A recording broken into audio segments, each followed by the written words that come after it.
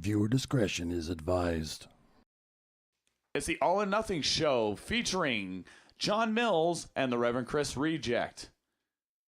The All or Nothing Show is brought to you by the Roxy Gun Project. Visit www.roxygunproject.com for show info. GoFundMe. Visit our GoFundMe account and help us achieve our goal. And by Epiphone, Kramer, and Tobias, proud sponsors of the Roxy Gun Project.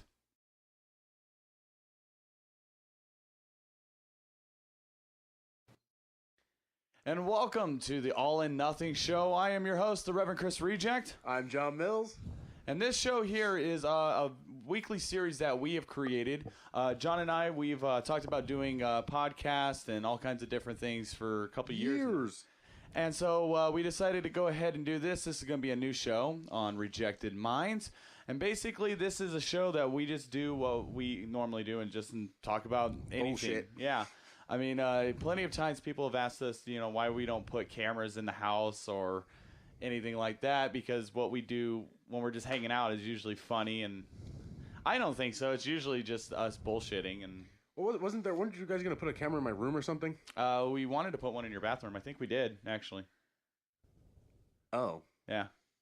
In fact, I'm editing it right now. Jesse Soto just went to the bathroom, so we're editing that. We're going to show that one. You actually want to keep that? I don't want to keep it, but I think everyone else wants to see it. Yeah, it might be. And All speaking of Jesse Soto, we have every week we're going to have different guest stars. And this week we have Roxy Gunn and Jesse the Soto Sauce. Hello. How's it going? The Soto Soda sauce. I don't Okay. care.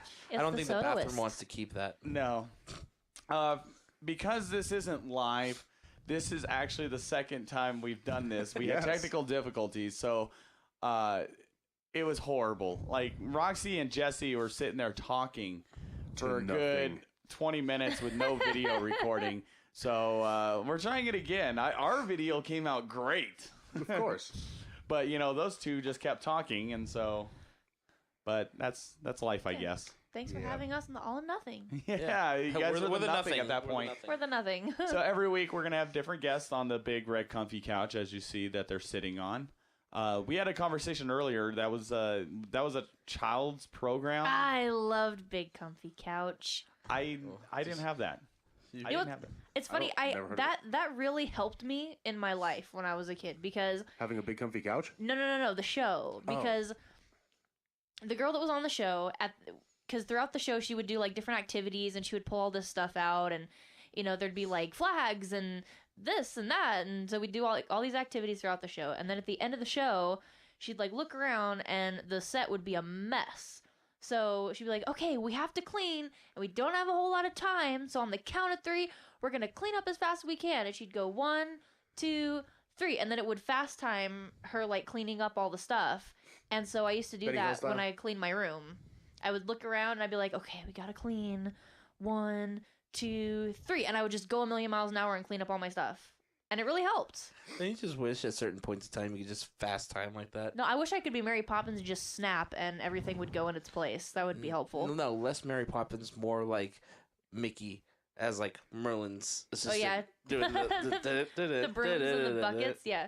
It's funny that you say that because you said 1, 2, 3, and it's all fast motion and all that, and some I think, I don't know, I wasn't paying attention. I was looking up something on the computer. Somebody said Benny Hill. Porn. I said Benny Hill. Okay, see, I was right. I was kind of paying attention. Not really. I don't care. It's our show. I don't care. Multitasking. I am multitasking. Do you think that would help if I know with me, if I'm loading something in the car, like equipment or anything like that, and anybody puts on the Tetris theme, I work faster and better. So do you think if somebody put on, Big Comfy Couch right now, the music, you would just start cleaning? I don't know if the music, because I haven't seen it in so long, I don't really remember. But I think that if the show was on and it was on that part, that it would definitely help. Are you saying that as like a trigger that people would have? Yeah, I mean, The house is pretty messy, so let's give it a shot. yeah. Right, go. What do you think I'm pulling up right Pull now? out the U-tone. I'm trying to find it right now. Because Big I mean, Comfy if I play Yakety Sax, the Benny Hill theme, I'm expecting scantily clad women to come running through, and it's a sexy party. Why don't you just start playing it then? Yeah, Why I haven't know. we I've done tried that it too many before? times. Oh. I actually learned the Yakety Sax song on the bass because I wanted to use it as a solo. But Roxy's like, nobody's gonna get it because it's not on a saxophone, and I felt so bad. I was like, that sucks. But I you think did we can learn make that it. work.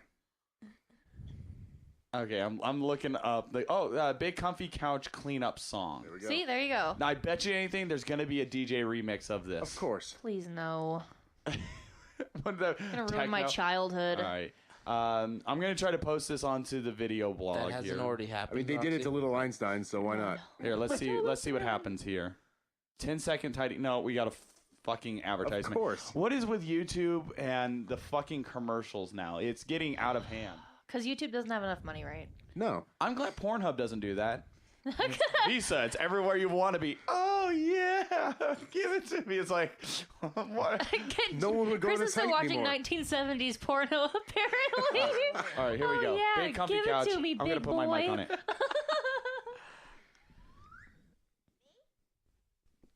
did, didn't I? Well then, I have to clean it up. It's only fair. So, get ready for the 10-second tidy. Ready, set, go! Oh my gosh.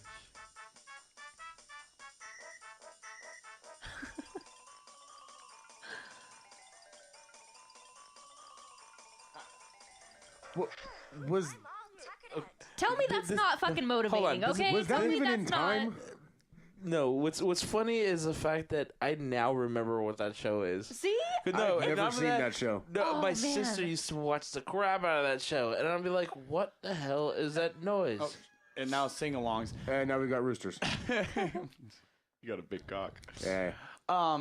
Yeah, to correct you, Roxy, it's actually a turquoise couch. It's not a red Oh, couch. I thought it was red. No, it's a Well, the video that we just saw was a turquoise couch, Okay, well, to be fair, the last time I saw that, I was probably like 3. which was maybe like 5 4. years ago. Okay, enough with the commercial. See, look at this, another commercial. That's why it Well, wasn't to be called fair, the big red couch. it doesn't called say the comfy big red couch, or right? blue comfy couch. It just says the big comfy couch, and that's a big comfy motherfucking couch. It is. Just imagine if that couch sat in here right now. It would take up half of this room. Okay, I gotta Yeah. download It's this. enormous. But yeah, I mean that really motivated me when I was a kid. I was like, all right, gotta clean it up quick, and that always ran through my head, and it helped. Look at that, it helped. Well, I'm glad it helped. It did. Right, it's It like did. playing and all that stuff on all that jazz.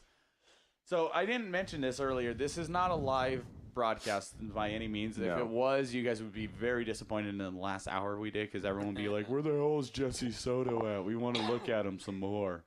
Yo, I'm okay. gonna make You would see us Yeah. for a minute and then not. I don't want to look at myself. Why would anybody else? So this isn't live. We don't have the means to do it live. Not yet. In fact, if one of those guys has their phone nearby, you should take a picture of our setup here, and My 'cause phone's people are charging. gonna love this. Just watch the product placement. Hold on. There we go. I'm gonna do a panorama.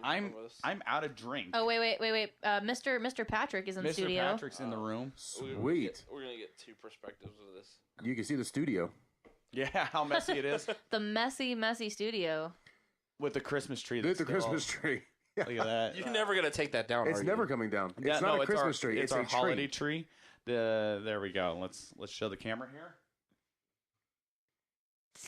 This is Yeah. how professional we are. This is why I started a GoFundMe, because we're using one camcorder, John's iPhone 6. Which means I can't look at porn while we're doing this. No, you can't. I don't want to show what kind of computer I'm using right now, but it's still on XP. I should not be using this computer because I'm probably getting hacked right now. Is that older than me? No, not Oh, okay. there is a Toshiba that is in the garage that I believe is older than you and Roxy. Most definitely. Wow. That's our panorama view. Wow. Pretty bad. Our studio's messy. We should probably clean it. Yeah. Play the song so she can clean for real. Hey, whoa. Dicka-dicka-day-day. Was that a gender joke? Are you making gender jokes now? No, you said you clean with the song. I know, I'm just so kidding. clean with the song. Mr. Patrick is in this picture, and it's pretty epic, I gotta say. 'cause Does his he's kinda beard like split into two posing. places? He's kind of He posing might- to the... Oh, actually, he's not. Yeah. That was a perfect it just panorama. looks like he's the slow children at play running guy. So yeah, this show is not live. Hopefully within the next couple weeks, we will have the technology to We'll do have our this shit live. together. Yeah. We will rebuild it. And it all depends on whether or not people go to the GoFundMe and back it up. Then we can get the stuff. Back Back it up. Yeah. Girl, you look good. Won't you back that ass up? Hopefully. I mean, we are at now $135. Thank you, everyone. I say Very nice. we because, well, you guys are part of Rejected Minds, my brainchild there. Roxy, you are executive producing some of the ideas. I have $135. And I'm the executive douchebag. You are. Hey, you know what? This whole idea kind of stemmed from you. You a couple years ago, you were like, we should just sit here and bullshit and talk. Yeah. I thought I it was a think great it would idea. be funny. Yeah, I mean, we Even the just last looking at hour us. was great. Yeah. Trying to duplicate that's not going to happen. At least we have good video footage, outtakes Well, of what happened on that end of it. We can use the video from this one and then just layer the audio from the last one on top of this. It's gonna look all out of sync, but people will get the idea. I'll get it. We'll just call it Dragon Ball Z. It'll be fine. Right. Before we move on, I do want to, and I'll thank them again at the end of the show, but I do want to thank Mr. Brad Bailey for your donation, Colleen Sanders for yours. This person wanted to remain anonymous, but thank you very much, and we will. She's a bartender that we know. Miss Ronnie Valdez, thank you for your donation. She also hashtagged Reject Nation, Reject Minds Unite. And Miss Cindy DeLeon. And Michael Bates, also, who was our first person to donate. I don't know if he wanted to have his name known because he posted anonymous. But I guess some people, when they donated money, it just came up weird. Okay. This is like a telethon right now. If you don't, you will not see good quality programming like this. So It's like- please He tried to donate say it with a now. straight face. I know. In You know that- what? in that It would case, be I'm not better gonna if wanna Jerry donate. Lewis wasn't on his deathbed to have him in here and have like a dog act. Look at these dogs jumping. Can't we use our song or whoever the one who does that song? Can't we use that act? That one. Oh, great! Now YouTube's gonna fucking flag this and be like, you can't show it. If YouTube doesn't flag it, it's not worth watching. That's a good point. True. Then we'll just There was, find our own spot to put it on. Yeah. When Rejected Minds first started was just Ask the Reverend. It was just me doing Ask the Reverend. That was a good show. I did 7 episodes. I have the 8th one done. I just don't feel confident in it to release it. And I feel bad because it's Cody Pittman, who's a good friend of the Roxy Gun Project. His whole family sends him video questions. And they were great questions, and I've held on to it so long that I just don't know if it would work anymore. It's like I want to release it as just a last hurrah because I don't know if I want to do Ask the Reverend anymore. I had some bad compliments. If that makes any sense. Bad compliments. Isn't that an oxymoron? Yeah. It is I think an those are called oxymoron, but it was insults. like I had one person, I can't remember who it was. They were like, "This was funny, but you've lost your touch." Ouch. And it was like, because, and it wasn't that I was trying too hard. They just felt like the first episode was the funniest. And to me, the first episode was the worst. I thought the best episode, Requiem though, of a Beard. That was my favorite Requiem one. of a Beard, when I shaved off the beard at the end of it. That was a good one. The Star Wars one I thought was really good. I thought I was going to get sued by George Lucas. But you didn't. I didn't. But I now you might because now people are gonna go watch it. Yeah, I know. People are going to watch it and be like, what's he talking about? Ask the Reverend with Reverend Chris Reject. If you look at there's another Ask the Reverend, and it's some guy with a fucking puppet. And I'm like, that guy is a fucking tool. It's like, fuck you. I am the Reverend. People are asking me questions. What the fuck are you? And so I was really hoping, and I hope George Lucas sees it. I want to get that cease and desist order from George Lucas. Imagine that. Or him Hang it say, on my hey, you know wall. what? I want to show up on the big red comfy couch. Be like, how awesome would that be to have George Lucas in this? We would really have to clean then. No. No. Come on in. That's Mischief. She's a dog. Speaking of George Lucas. Yeah. We all know earlier in the headlines, Harrison Ford got into a nice little fender bender with his plane and a golf course. Yeah. I guess you can call it that. I mean, the plane doesn't look too bad. I mean, obviously I don't know. I've never been in a plane crash. It looks kind of small. It looks like he was flying solo. Oh, You've been waiting to use that You joke. went there. wow. Come on, someone had to say it. But I do love the pictures that are coming out. And Harrison Ford, they say he was critical, but he's stable now, and he's going to make a full recovery. So that's good. I mean, new Star Wars comes out this year. I'm pretty sure we're going to want to see, Harrison Ford. I didn't see that one. Which one? The TIE Fighters. Oh yeah, there's a What the type. There's Are you a guys picture. looking at Are they- memes are over they, there? Like, flying by or something? No, there's we're gonna show these ones. Yeah. It's 2 TIE fighters behind the plane shooting lasers at it. Nice. There's the Millennium Falcon is crashed into the golf course. My favorite, and Roxy saw it the other day, was it was the picture of the plane crash, and in the forefront of the picture was a blurry version of Boba Fett just standing like over the wreckage, and it's like that's pretty awesome. That's clever. You're a bastard, Boba Then Fett. there's the other one, the Millennium Falcon with the carbonite tomb and the paramedics carrying it. Yeah. It's like, all right, where's the one we saw earlier? It was the cockpit of the Millennium Oh, Falcon. yeah, with the hole in it. Yeah, with a hole in it that looked like a golf ball. It was- Yeah. 4. I think Should've yelled two. the saddest one that I've seen so far was the one with Chewbacca sitting there, like in the waiting room in the hospital. Like, Everybody's got to make it about the feelings, you know? it Yes, is. Someone's that's got to make it sad. forever. Well, I mean, but that's his best forever, friend. forever. It is, but Man's best friend. He's you like, tell me you didn't look he's at that barf. picture and get a little bit of. Oh yeah. And then there's one I'm looking at right now. Our very favorite news anchor in the world, Is that? Brian Williams. Brian Williams, as we know, lied to the American people on numerous occasions. Again. Who does that? You know, I What know. news anchor lies to the people? Who does? I know. I had so much trust in Brian Williams, but it says so there I was in the plane with Harrison Ford when we were getting shot down by Boba Fett. That is an epic failure. Yeah, there's some good ones. Are you sure he man. didn't make that meme? He probably did. Yeah. He's probably making all the memes of himself right now. I'm still He's relevant. cashing in on it. Why not? Hey, look, there's a picture of Mark Hamill. He's looking more like Chewie nowadays. Yeah. Look at that. Or George Lucas. He's trying to be both here. I'm gonna turn the computer so you guys can. Yeah, that's Wow, that is an epic. He failure. made really himself Luke look Skywalker? like Obi-Wan. That's Luke Skywalker. Old Obi-Wan. Yeah, right? Yeah, Totally. You know what? Yeah, that's a good point. Well, apparently he's doing a little bit better than his other castmate, Mrs. Carrie Fisher. Yeah, Yeah. she did. Yeah, she found the wall really quick. I saw she did a Sorry, comedy Miss roast with I think it was Roseanne. I think she was on it, and I obviously didn't recognize it was Princess Leia, but You're like, please don't put on the slave outfit, No. please, for the love of Christ. Do you think she still has it, and do you think she still wears it? 50 Shades of Grey just came out, so if she does have it, she recently busted it out. Okay, well, put it this Wow. way: if she does have it and still wear it, I think Jabba would be the only one that would still want her. Oh, that's sad. messed. Oh man. I wasn't gonna go that far. Why? Yikes. Say whatever you fucking want, man.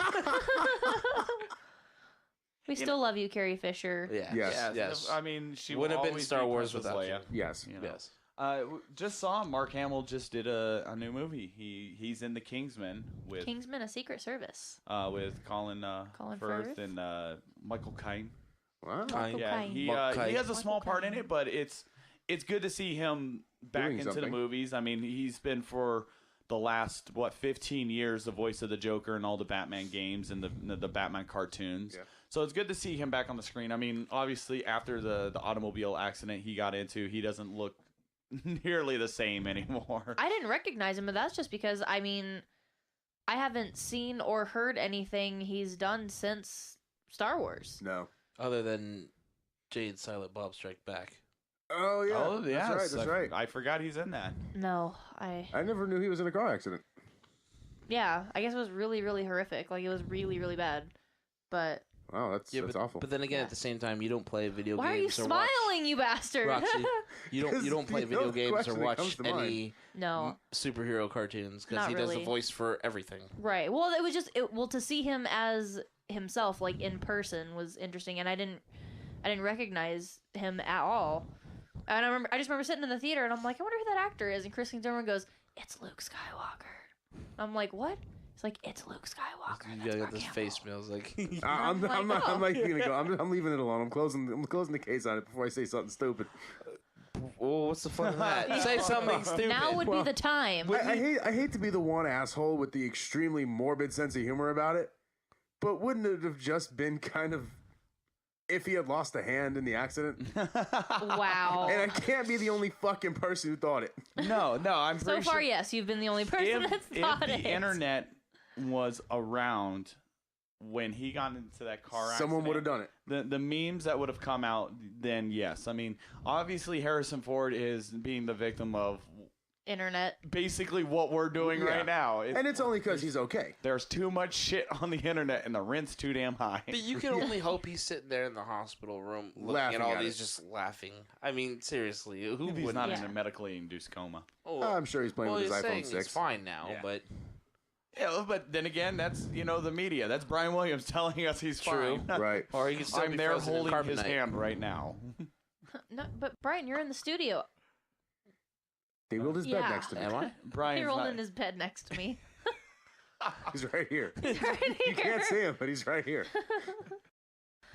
Tell him you're okay, Mr. Ford. Yeah, I'm doing fine. See, Thanks he's for doing asking, great. Brian. Oh, wait, crap. We didn't take the carbonite off. Oh. I think the best thing. I mean, there's been so many spoofs of Star Wars, and aside from Spaceballs, which I believe is one of the greatest Hands Star down. Wars spoofs of all Family time. Guy. Family Guy, the Carbonite, the I love you, fuck you, and then when they defrost it, it's just that fart. Sorry, I'm really sorry. Like a good 20 seconds of him just farting. It's like, why do I find that funny? I'm almost Because 32 years old and I find fart jokes funny. Here's the thing. It's funny. No matter how old you get, farts are always funny, but that's a bit more realistic than what actually happened. If you were trapped in there alive, you're telling me you wouldn't hold up all that gas with nowhere for it to go? It's legit. All right, I'll give you that. Okay, well, if that's the case, Family then Guy you is were, way more realistic but wait, than what but actually wait. happened in Star If you Wars. were holding up all that gas, don't you think if it came out, it would have been a little bit more messier than that? Are we seriously? Yeah. right. The just thing saying. that's the thing that's excuse cracking me me real up quick. is that we're talking about the realistic possibilities of what would happen after you were trapped in carbonite for however long. From Star Duh. Wars to a cartoon. Yes. Well, yeah. That's the whole point. That would never happen if you were trapped in carbonite. Well, do tell us what would really happen if that really happened. Don't Do say we have never. access to a scientist right now we can call? We need a freeze chamber. I was gonna say, I'm like, well, who's the guy that froze Walt Disney? Let's call that guy and ask That's him. another. You know what? I'm sorry, I'm going back to the Walt Disney or Family Guy thing, but the Walt Disney episode. Hello, Mr. Disney. Are the Jews dead? No. Put me back in. So I think now, we killed you know- Patrick. you know what's Patrick funny just is, had a- Yeah, he couldn't handle it. Is they You're right there, sir. You're good. I'll take All right. another drink. Don't breathe the water. breathe the Okay. water. don't smoke the water. Can I get another one of these? But give me the one from the closet. The one. Oh, I don't know. That could be it. But, Drinks. because I'm cool like that, I'm not going Oh. to show the logo, but here you go. You know what? I'll show the logo because maybe they'll pay us. Big K, Yeah. Dr. K. Yeah, it's not real Dr. No, this doctor, he specializes in cold, crisp, and refreshing. He doesn't give a shit about the other 23 flavors No. or anything. So Big K, big shout out. What are you drinking? Big K. Ah, see, in a Big K. Big K glass that I'm not showing the logo of. Roxy right. is Big you've K cut glass. soda out. I have. You should have made up some coffee before we did this, but I should. Is this another ginger joke? Should have. First, you want me to clean the house in 10 seconds. Now I have to make Play, coffee. play the song again. Get the Does fuck the outta Big here. Coffee Couch have a coffee song? Make the damn coffee. Fuck You gotta teach the kids when fuck they're young. Fuck you. You're cool. This all coming fuck with you. all I'm of out. the recent UN stuff going on with Emma Watson and the he for she. Don't let her see this video. Yeah, Yeah. if Emma Watson is watching, John has a ring for you. Maybe. It's a big one. Yo, you know. I still got a few more payments on it. John, you would go to the nearest gravesite, find the old, and just come here, Grandma, give me that shit. Wow. Wow. And what's funny is I can actually picture him doing I that. know, that's the thing. Is I was like, at first I'm like, that's screwed up, and then He's I'm like, wait a minute, I can Come totally. on, I gotta get this. I gotta do this. Oh. So back to Harrison Ford. Get well soon, Mr. Solo. When you go talking about the Carbonite, I think Harrison Ford is probably one of the greatest ad-libbers of our time. I mean, the whole I know. That was an ad lib. George Lucas was like, I flip it through the script, like, keep it. Why not? My personal favorite would be Temple of Doom. At the very end, after the whole chase through the mines, there's a big, huge guy with the swords, and he's flinging them back and forth, and Indiana Jones just pulls out his gun and shoots him. And the guy just falls down. That was one take that was not supposed to be in there, because there was actually written this whole huge fight scene. And Harrison Ford was like, Indiana Jones wouldn't get in a fight with this guy. He would just shoot him. And so they kept it in. And it was good that the guy playing the bad guy fell down. Because if you would just sit there like, what the hell are you doing? Yeah, they would have had to do another take and all that, but he actually played along with it, and it worked out. I think that's one of the greatest. I mean, it wouldn't have made sense for Indiana Jones to fight the guy. Yeah. That sounds like it would be really cool if I had seen the movie. Well, you haven't seen any movies, right? So I know.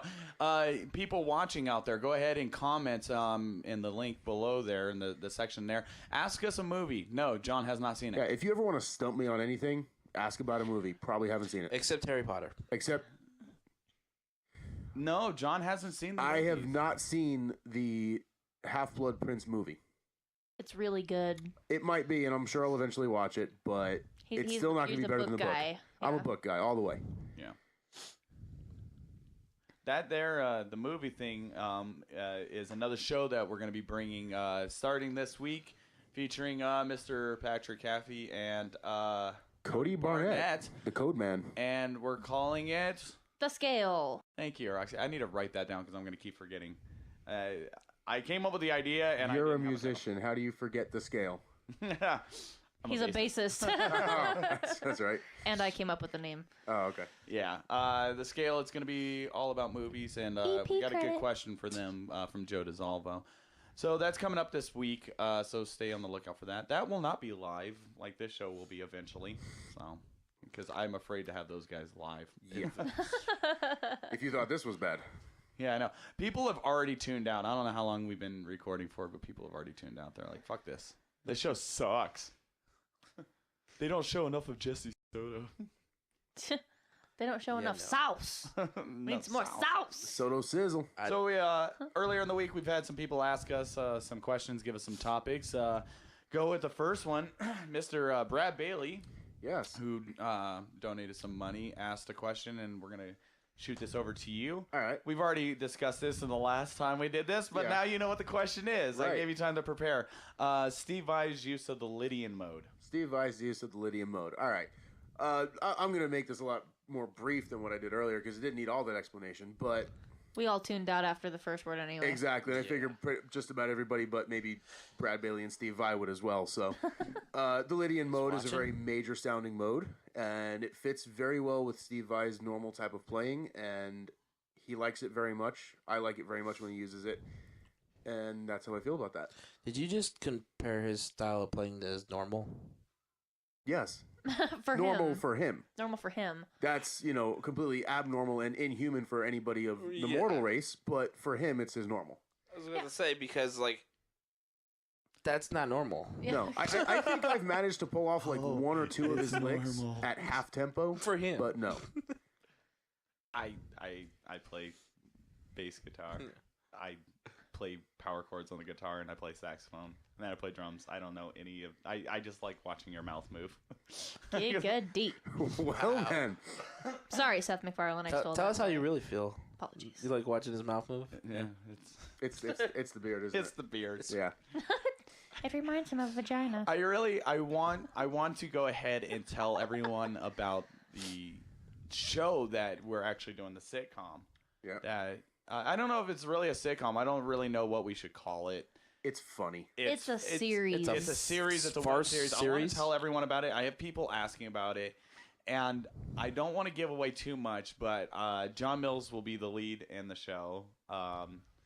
Jesse Soto, Patrick, Cody, and some other people are going to be in the show too. And I believe your father is actually going to be in it too. He is. And he's really excited about it. So I can't wait to do that. It's going to be a lot of fun. I think after we shoot the first couple episodes, that's when I'm going to release it to everyone, because I'm kind of afraid to release it to the people because I don't want Westboro to come and start picketing the house. Yeah. They're like, get out of here, you and be like, I'm white. But Get out here, fat. But we'd Yeah. rather have all the reactions happen all at once. Like, Yeah. we don't want to just Let be all like, the hate all right, happen at you one know, time. I'm not going to watch it now because of this. No, you're all going to watch it, and then you're going to look at it and be like, Well, I got- honestly, I mean, despite this particular podcast, which is uncensored, I think that the idea of the series, the web series, is a really great idea, and I think Original. I think it's really original, and that's why I'm backing it. I do. I It's do think Roxy a good Gun idea. approved. RG approved. RG approved. Put a stamp there where I just did that. That says RG approved. What kind of technology do you think I have? who tested it? Again, I have a GoFundMe to get the technology to do that. I'm running Windows Movie Maker right now. All right, we can go to Office Depot and get an actual Actually, stamp. Actually, I can look up the font stamp. Right. I'm pretty sure that It's It's got to be there. one. Yeah, there has to be, and it's just gonna smack right there on Roxy Gun. I'll have a pause. Psh. So, but I have this idea for a teaser for the show, and it's so stupid and corny for a teaser, but it's gonna fit with what we're doing. Okay. So if that's not vague enough, well, too bad. You're just gonna That have to. whole section was completely pointless. I know. Well, No, like, it wasn't. We've got this thing. That needed to be We there. can't tell you what it's about, but it's awesome. well, there's so a reason please why give us I money brought it because up. we need a Yeah, stamp. exactly. Oh, yeah. stamp. If you want to see us, you better get us up to about $200. That's like People one of are gonna those. watch this. Watch, it's gonna happen. Somebody's gonna donate, like you said in the car. Somebody's gonna watch this and be like, you know what? Let's I see gotta what see kind of this. see shit. And just like throw $1,000 at That us. was like the sibling that you had, where it was like, I know what mom got you for your birthday, but I'm not telling. Yeah, exactly. That was totally what it was. assholes. Oh, We got another question here. I don't know if we want to repeat this one because it went nowhere last time, but why not? She commented. Jillian Norton wants us to talk about guns. Guns. That's right. And Hi. well, she's right there. What do you want to talk about, Roxy? Hello. She put guns ... LOL. Well, I mean, Laugh out Okay, loud guns. wait. So like guns, like One and a two. shoot, bang, bang guns, or like guns? You want to our guns? Or guns. Yeah. It's only Or one me, end, so yeah. I'm gonna assume it's not her. Okay. yeah, Aw, probably bang boo. bang. But, She doesn't but in wanna what know about context? you. I mean, do we enjoy them, or how do we feel about the rights regarding them and all the controversy around those? This is I going to think be a everybody long should segment. be able to have a pair of bare arms. Right. I get a little more hair here. Yeah. No, you got to be Robin Williams, Harry. Yeah. Rest in It was peace. like Rest in that peace, conversation Robin. we had the other day about how they they want the schools to be able to have guns in them. Oh, that was a long the conversation. colleges. Oh. Yeah. You know what? If this is the way I look at it, I believe everyone should be able to own a gun. If you want to go and get a gun, but you need to have some kind of psychiatric evaluation. I mean, you look at some of the places that do have gun control, where it's still legal and you can go and you can purchase guns and all that, but they make it so tedious with paperwork and doctors' evaluations and all that.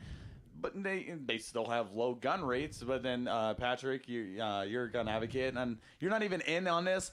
You mentioned, well, look at those countries that have gun control; they have stabbings instead, and it's Right. you That's know, true. People it's- that don't like people are going to kill people one way or another. People are going to die at the hand of other human beings. That's just Yeah, I mean, you have people that you find, the body of some woman in a forest, and she got strangled with her own pantyhose. It's like people will find a way. Yeah. I hate to reiterate the things that you see on the internet all the time, but the way I see it, and I stand by this staunchly, is if the person who's going to break into my house can have a gun, then I want to be able to have one to defend myself with. And for any rights or non-rights there are that go with that, I don't really care. As long as I have the right to protect myself, my family, that's all I really give a damn about. Well, here's the thing too. 9 times out of 10, the people that are actually breaking into your house with a gun, chances are that gun's not theirs. Probably. That's true. So I mean, because And then but that's a whole other thing where you get into the registered unregistered thing, and then it's like, okay, well, if we take away all the guns, the bad guys are still gonna get them, no Yeah. matter what. Yeah, I mean, it's human nature it's survival of the fittest, kill to be or be killed. I mean, that's how human nature's evolved. It's always been that way. But we still have the animalistic instincts that, but now we have the technology to do it. I mean, before guns were made, we were beating people with sticks and stones and spears and bow and arrows and stuff like that. Now, now we have something that has a little bit more stopping power. Right. It doesn't take 100 stones. It just takes one little bullet. Truth. Sometimes two. Depends on how big the guy is. Or what Depends they're on on. how good your aim is. Or what they're on. Yeah. Yeah, or what they're on. Yeah. Yeah, I mean, and there's the controversy with police, their police brutality. And, I mean, people are, all up in arms this past week about the homeless man in L.A. and he's getting shot. And so you got to understand, in an officer setting, yeah, there was 9 officers there, but they tased the guy 4 times, and he was still reaching for a cop's gun. You're gonna get what shot. option do you have at that point? You've already exhausted all non-lethal that you could. I don't care if there's 20 cops.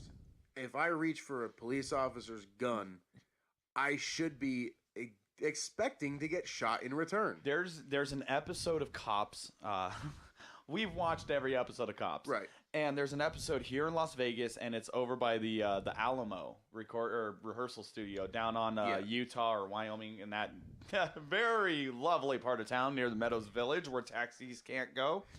And the dude's just, completely fucked out of his mind on PCP or something. Yeah. And he starts to get down, and then he just starts grappling with the cop, and the cop loses his balance, and the guy gets on top of him, and all the last thing you see is the camera go down, and you see feet running towards the cop.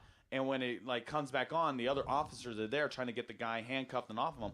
There's a guy pinned against the wall with the suspect in a chokehold, and it was the sound guy from Cops, because this cop's all by himself out there. Right. So the camera crew basically dropped all their shit and went and saved this officer's life, because the guy started reaching for the officer's gun, and if it weren't for them, Who knows what could have happened? yeah, the officer would have been shot. And then, I look at it this way. I support Metro Police Department. I've been pulled over plenty of times by them. Yeah. Never had a problem.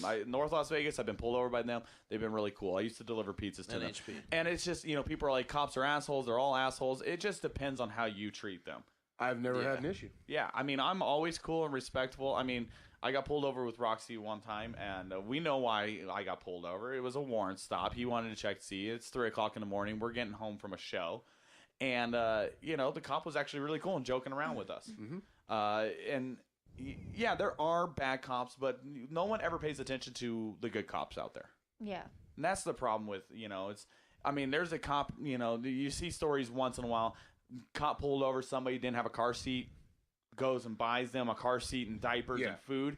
But you don't hear about that. You just hear about, this cop, they can't pull you over at DUI checkpoints. Yes, they can. It's within the law. And they announce it on the news before, hey, there's going to be a DUI checkpoint. Right. If you didn't do anything wrong, you don't have to worry. Yeah. Why do you it's like there was a video on Facebook online.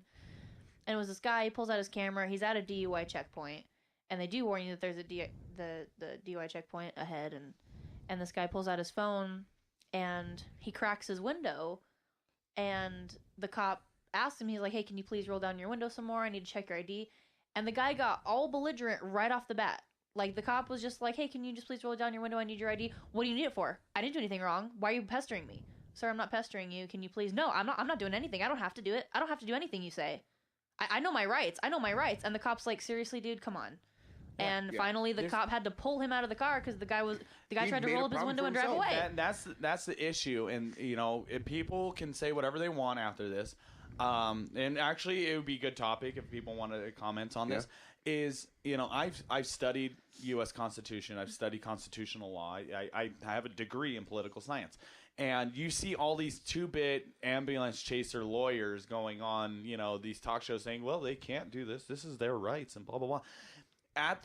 From the point of the cop stopping you, they have every right to ask for your ID. Mm-hmm. The moment you start refusing, now they have probable cause.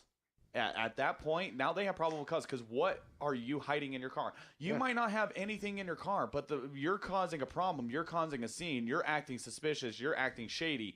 That's a cop's instinct saying, do you have a gun? Do you have alcohol? Do you have drugs? Are you smuggling a nuclear bomb? Yeah.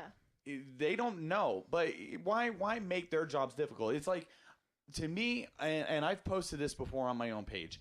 You get pulled over by an officer, and it might be something simple. You ran a red light. You rolled through a stop sign.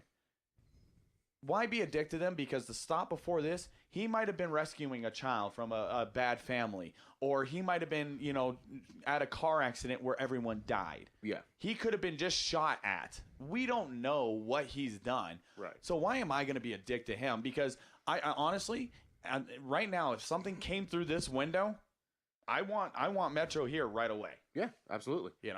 So, I mean, love them or hate them, they're here to protect us. Yeah, there are bad cops out there, but then there are the good ones, which There's good and bad with everything. Well, yeah. there's good doctors, bad doctors. I mean, We just saw this. I think Roxy might have actually mentioned this one, but I guess a lady went in and she was broke and she was trying to steal, I think, bread or something to feed her kid. Mm-hmm. Yep. They called the cops over for the shoplifting. Cops said, "You know what? You're all right." Bought food for her and the kid. And this branches off a little bit into a different thing. Now, this is a case of definite good cop. But all these people are going on here calling him a bad cop for allowing the crime and then getting on the mother for being a lazy, good-for-nothing. Here's the thing. You don't know everybody's situation. Yeah. And you can't assume to know everybody's situation. Right. If the lady can't feed her kid, that's the ultimate thing. It's not about what she's doing or not doing with her life. If a kid's going hungry, the kid needs to eat. Yeah.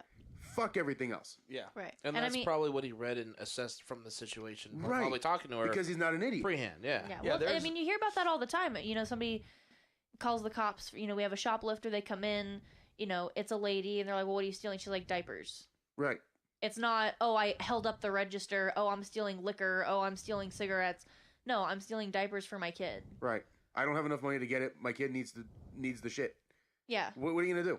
Yeah, or formula or whatever. Yeah. And it's like, how can you arrest somebody for doing something like that? Yeah, You know when what I mean? formula's what, $30 a thing? can. Yeah, it's You can't always afford ridiculously it. expensive. Yeah. And Not only that, you can't even really steal formula because they have it locked up Yeah. next to where the cigarettes For are. that reason.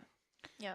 yeah, I mean, there's a page on Facebook, and I don't know if it's been taken down or people just don't post on it, but it's Bad Cops or something like that.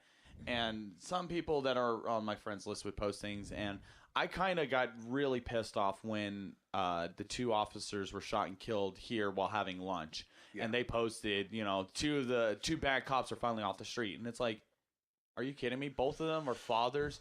They were just enjoying their lunch. How can you call them bad cops? You don't know what they did. Yeah, I mean, one of the guys was a veteran for, over 12 years. Yeah. How many lives did he save? And you're calling him a bad cop. And he got shot and killed just eating a pizza. Yeah.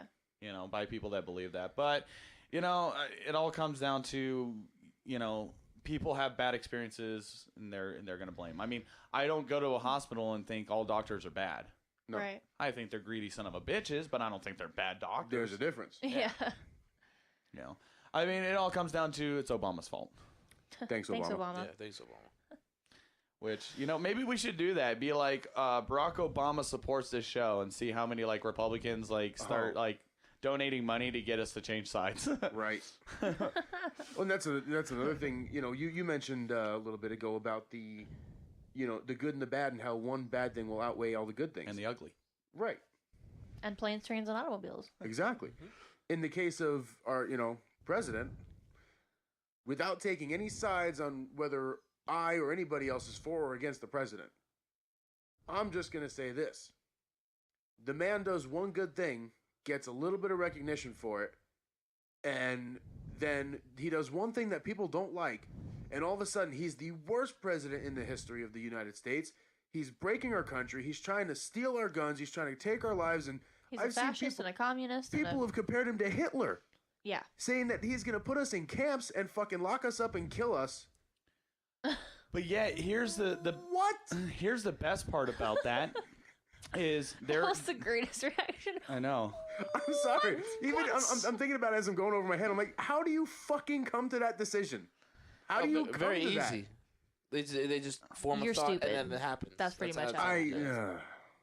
that? There's a couple of people on my Facebook that it really, honestly, he could sneeze and the world is coming to an end. And I watch all these videos and things that these Republicans put out, and it literally reminds me of 1942 Germany. Yeah. It's so much The caricatures propaganda. And it's like, why? And not only with Obama, but recently with Muslims.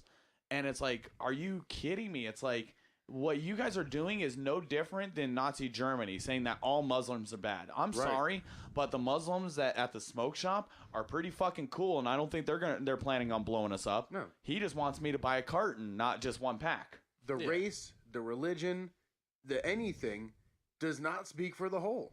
I know of white anything. people that are Muslim though. That's the thing, is that people say, oh yeah, all Muslims are bad, and they're thinking about the Middle Eastern. right, but not all Muslims are Middle Eastern people. There's white Muslims, there's black Muslims, there's it's not a race of people.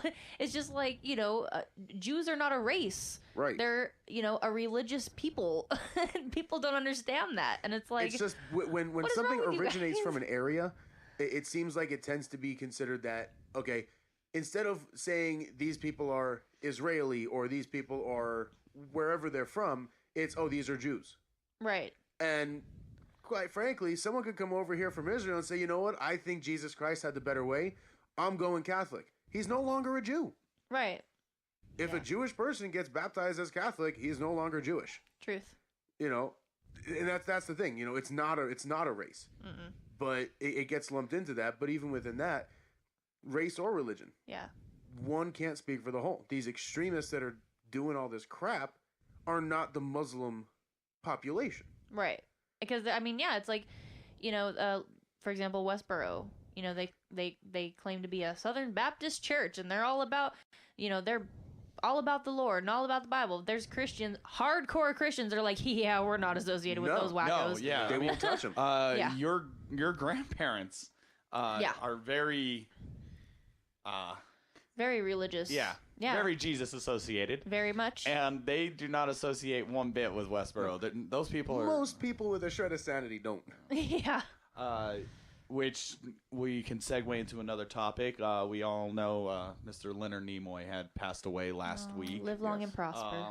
A lot of people, are coming out, oh, I loved him as, Spock, and it's like, that's great. I mean, yeah, that's what he's going to be mostly known for. But, I mean, he had a massive career before and after that had nothing to do with Star Trek.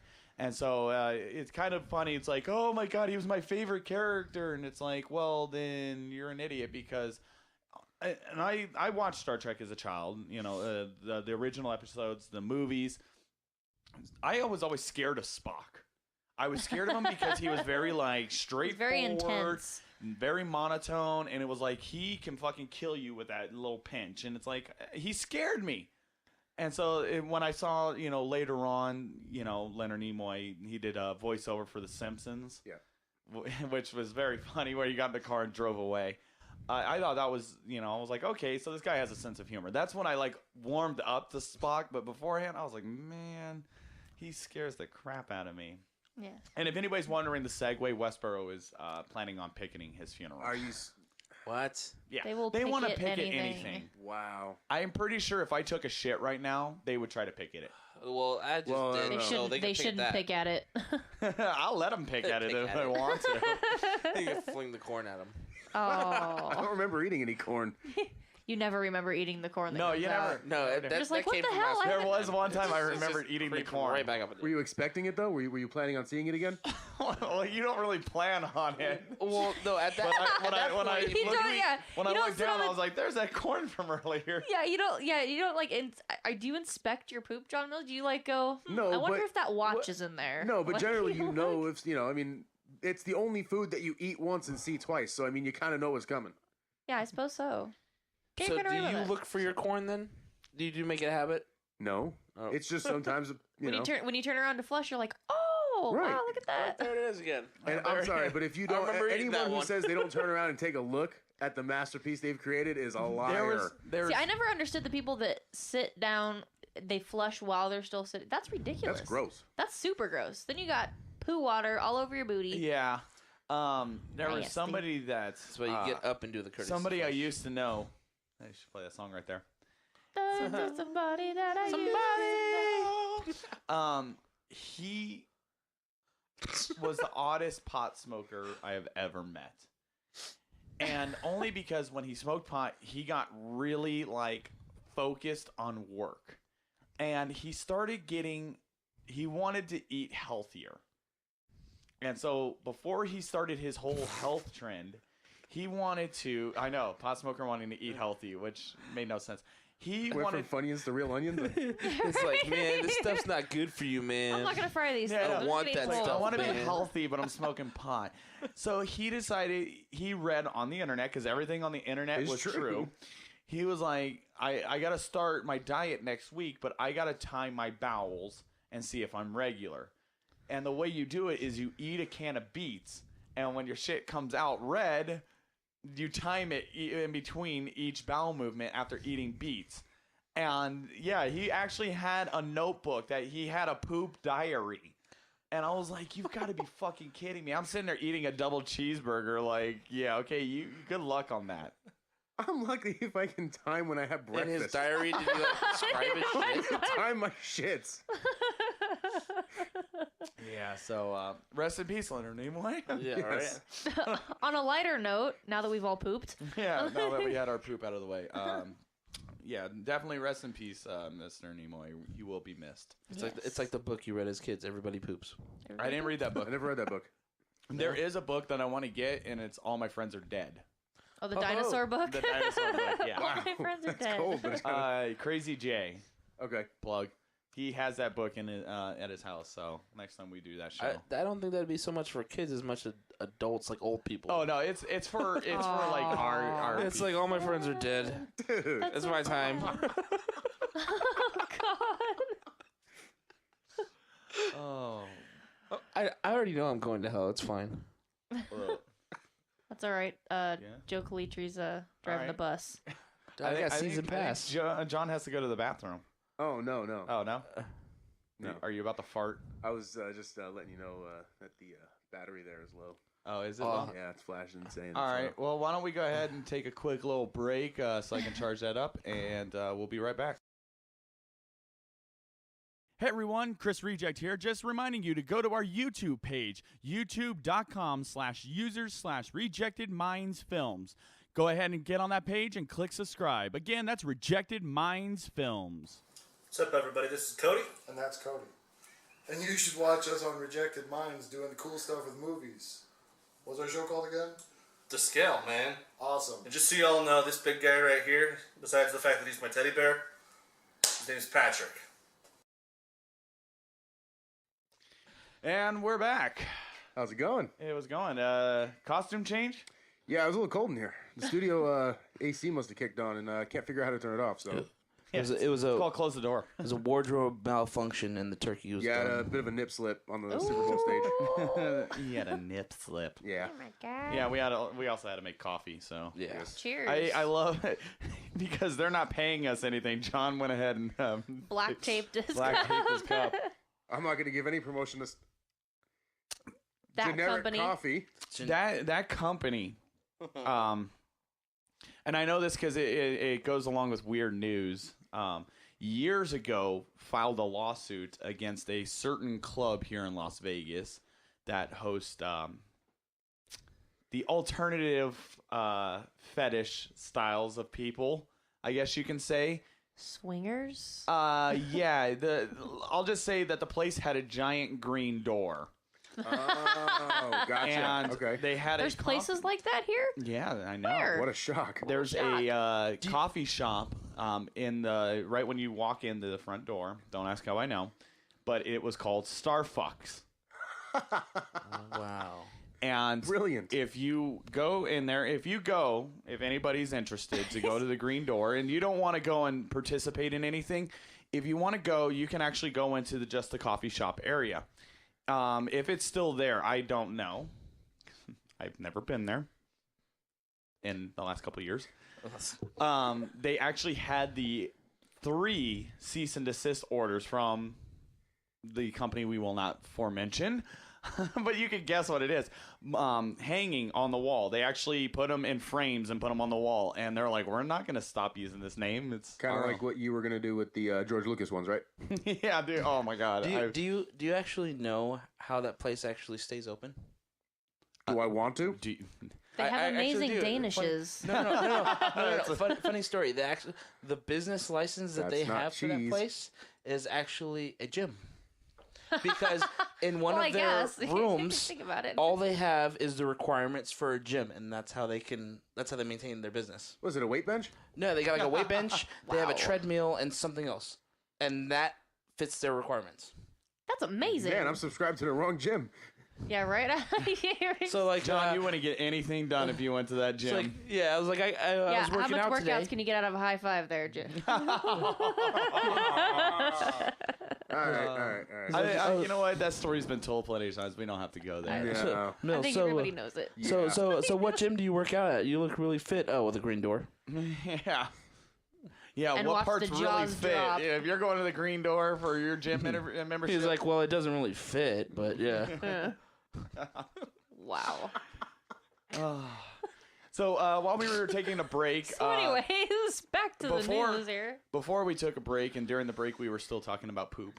Right, right. And while we were taking a break, we had mentioned there was a video on YouTube about some guy like pranking people in an elevator and splattering shit all over the wall. Right. It was chocolate pudding or whatever it was.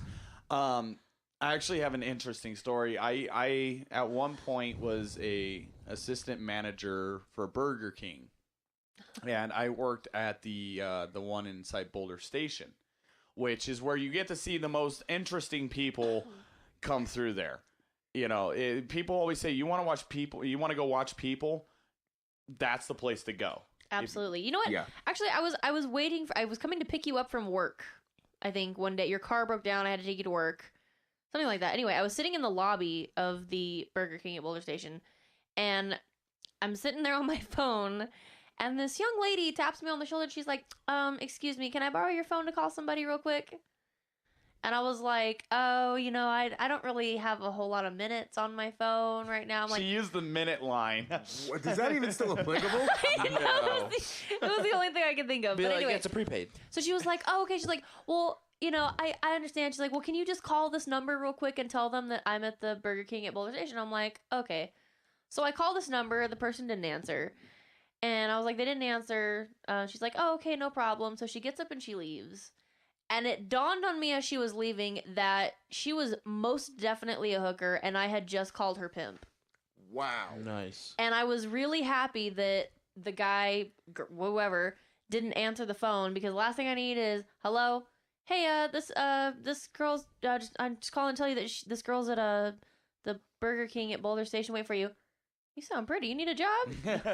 No, thank you. I just want to tell you that she's at Burger King. Thank you very much. No, Bye. I mean, I was the opening manager. And for those of you watching and you're not from Las Vegas or surrounding areas and you don't know, Boulder Highway has the appropriate nickname of Hooker Highway. And there's a Motel 6 right in the parking lot, basically at Boulder Station. And that's where they would do their business. And so at 6 o'clock in the Legitimate morning when I'm opening the store, they would come in to have breakfast because they're getting off. Really Quote now? unquote.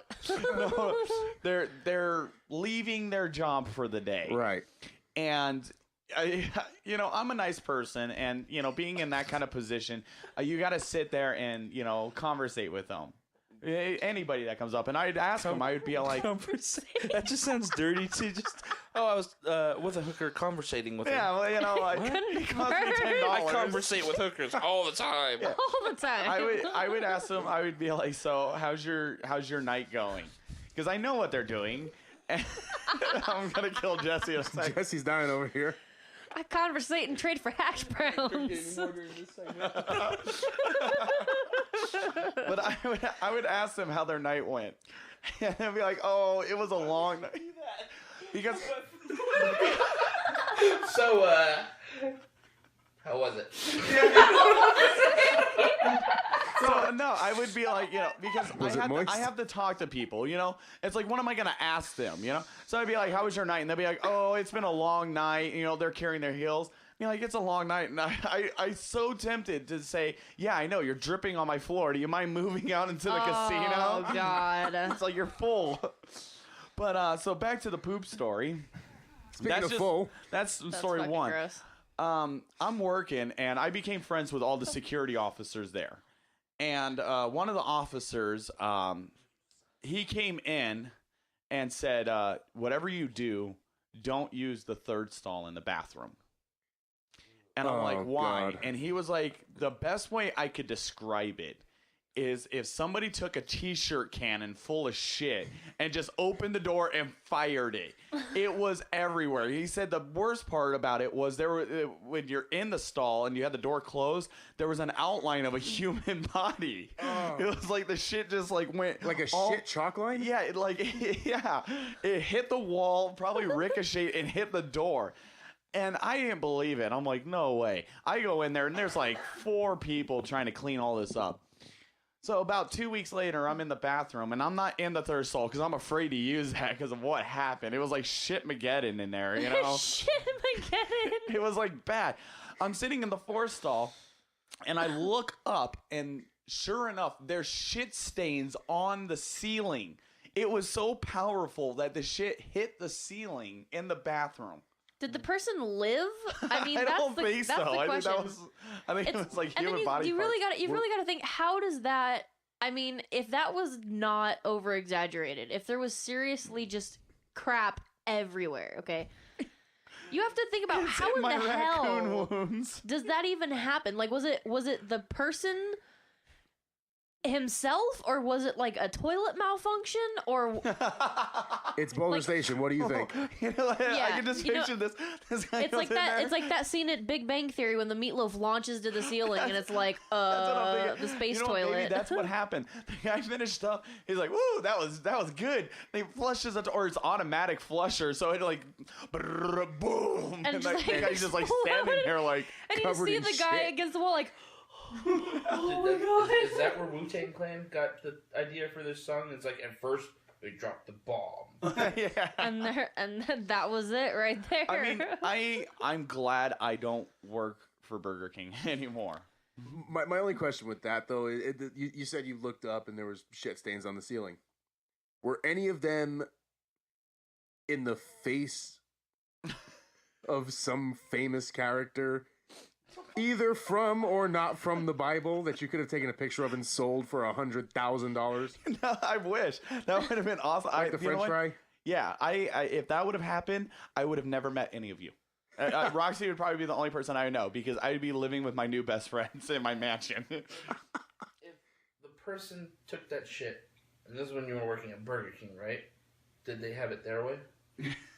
I would not want it that way. way. Yeah, all of They're like, I want this place to be. There's certain websites where you can yeah. find where people want it that way and they get it that way, but Yeah. I think in the general bathroom of a Burger King, It wasn't even the Probably Burger not. King; it was the casino bathroom because we didn't have our Oh, own okay. bathrooms.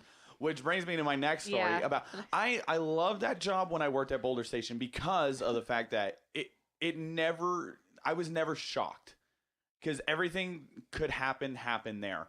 It was right before opening one morning, and every Burger King has a maintenance guy. They come in, they put the grill together, they clean, they fix things. They're basically our janitor. They're the ones taking out the trash. When we get the truck in, they're the ones that are helping put it away.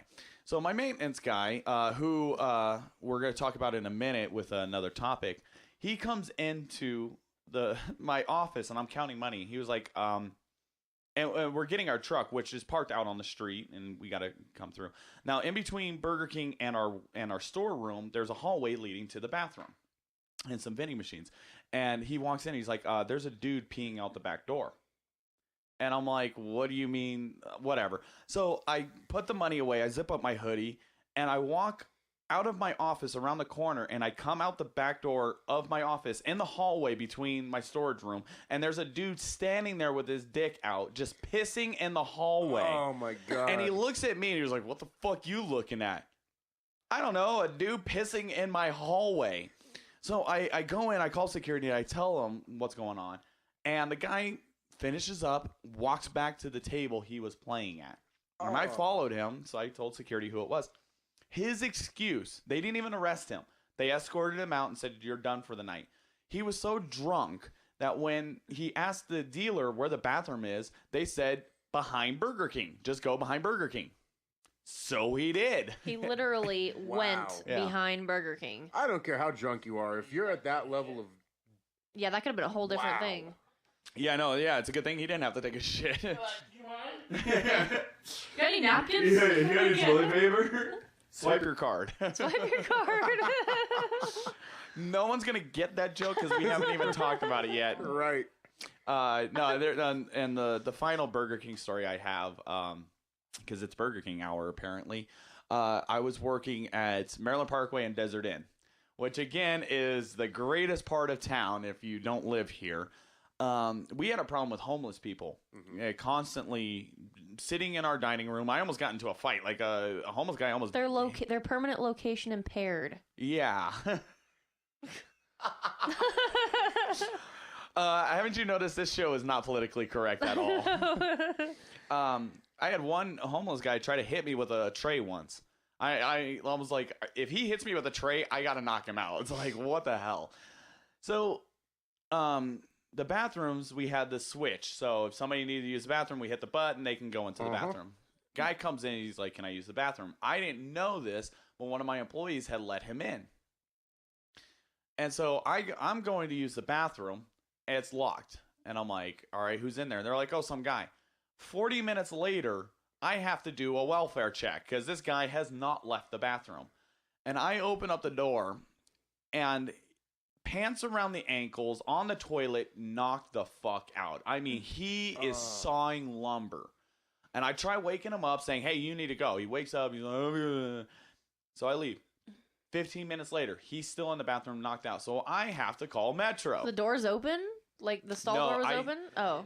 No, because it was only a single bathroom. There was only one I toilet see. in Okay. there. There's a toilet and a urinal, so it's like one or the other. So I got to call Metro. The officer shows up. I walk outside and I tell him what's going on. The officer starts walking in. He's like, wait, is his pants around his ankles? And I was like, yeah. He was like, all right, I'm going to wait for backup.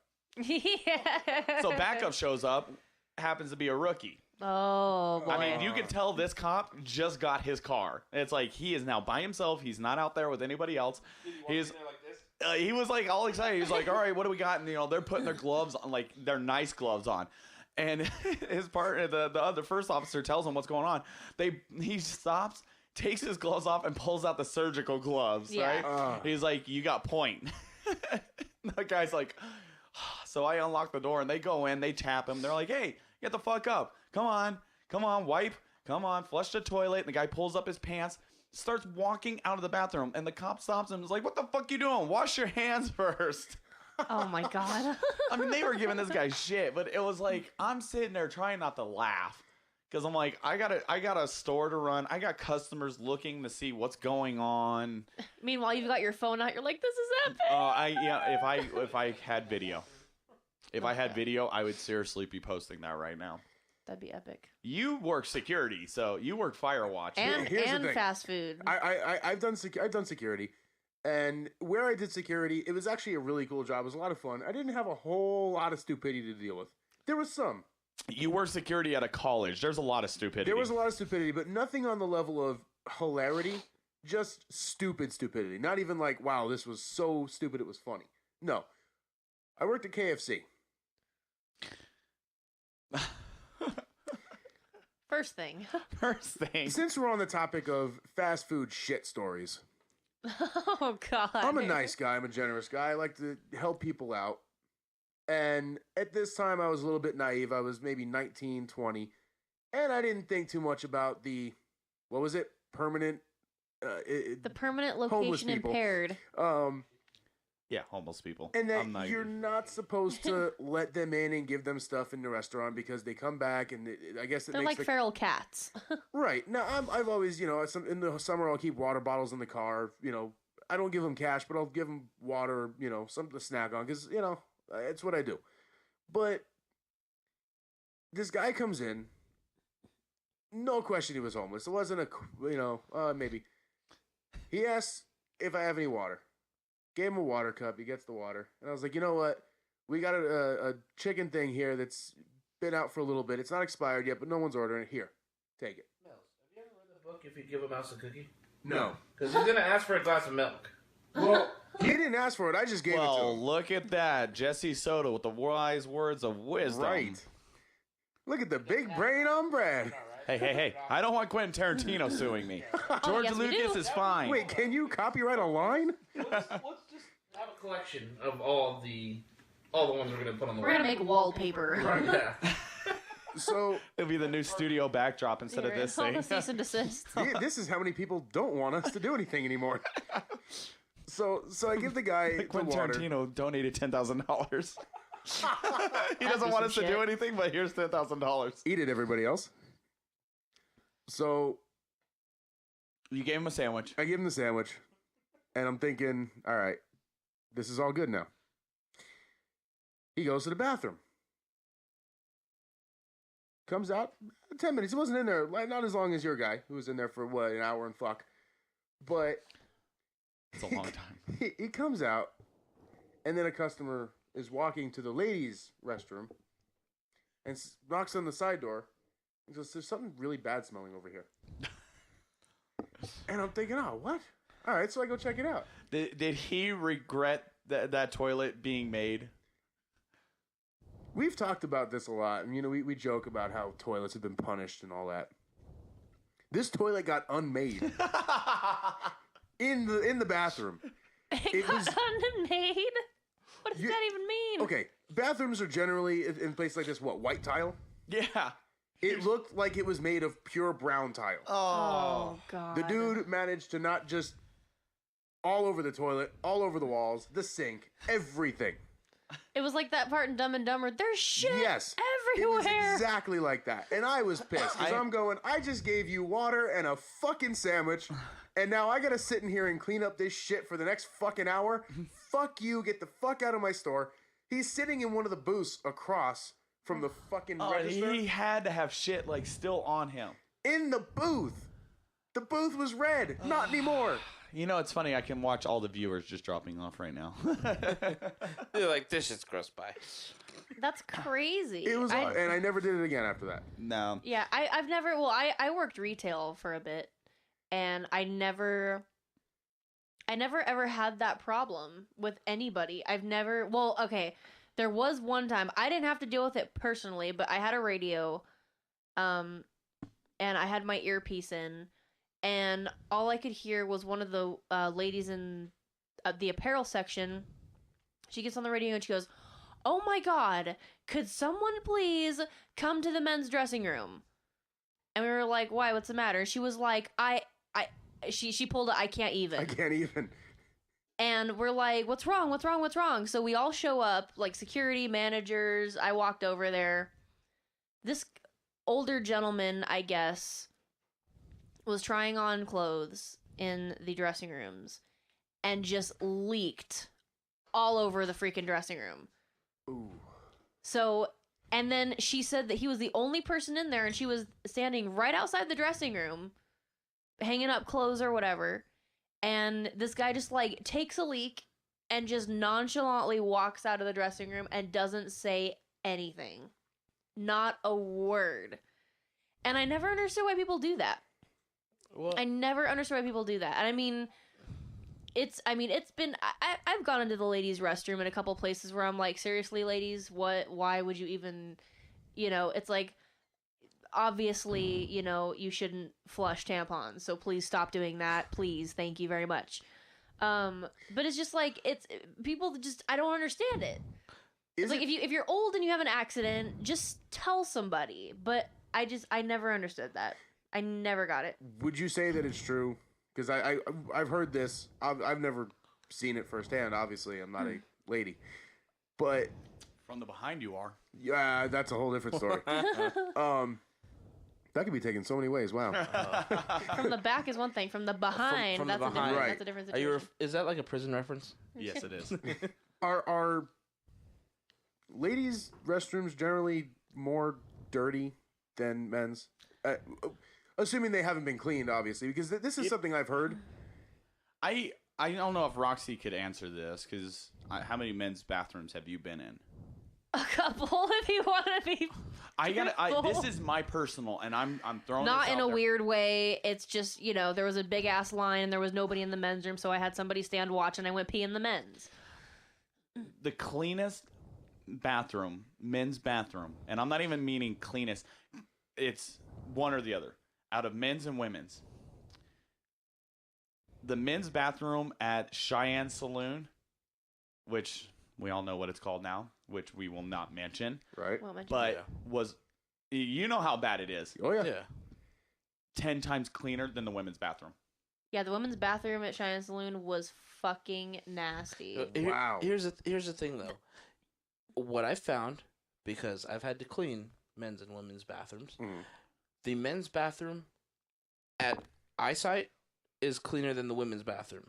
However, the men's bathroom usually smells worse than the women's bathroom to a certain degree.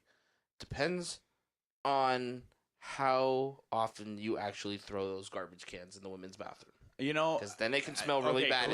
Cleaning the women's bathroom at Burger King, the closing shift will close, cleaning. I would have to do a check every hour, 2 hours. I'd have to check the bathrooms, make sure they're stocked and all that.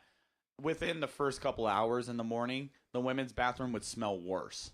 Because it's like I would get the little old ladies that go in there and just rip all hell. It's just, Well, that's the thing is, it depends. Like I said, it depends on how often the person, manager or whatever checks the restroom, but it's weird to me. It depends on where you go to. Like, I've never gone to, let's say, the mall and have had a horribly bad bathroom experience. Now, the store that I used to work at and a couple other stores around town, you just had people that really didn't care. Like I said, every woman knows that tampons should not be flushed. You just shouldn't do it. It's not, even if they are flushable, you just shouldn't do it. And they try, and it blocks up the toilet, and so then the toilet overflows, and it's like, dude, really? I've walked in the bathrooms before, and you open the door, somebody didn't flush, and I'm just like, how hard is it really to do that? To push the fucking button. To push the button, put your foot up on the little thing, or it's automatic, or whatever.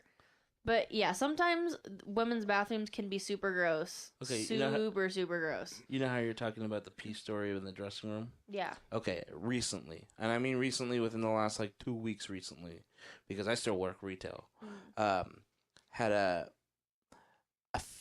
mom and her 3 kids, right? And her youngest daughter was probably 3, maybe 2 or 3, had to go to the bathroom, right?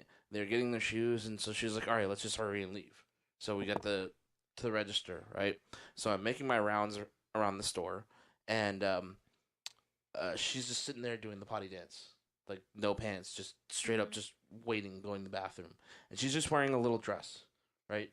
Now, mind you, I didn't realize that she's, not wearing anything under the dress. So when they're standing in the line, I went around, and as soon as I came back around to get towards the front registers, I could see them down the way. The mom just grabs the kid and runs out the store. They just leave the shoes on the counter and just walk out. And so when I get to the front, you see everybody that was standing in line just do this.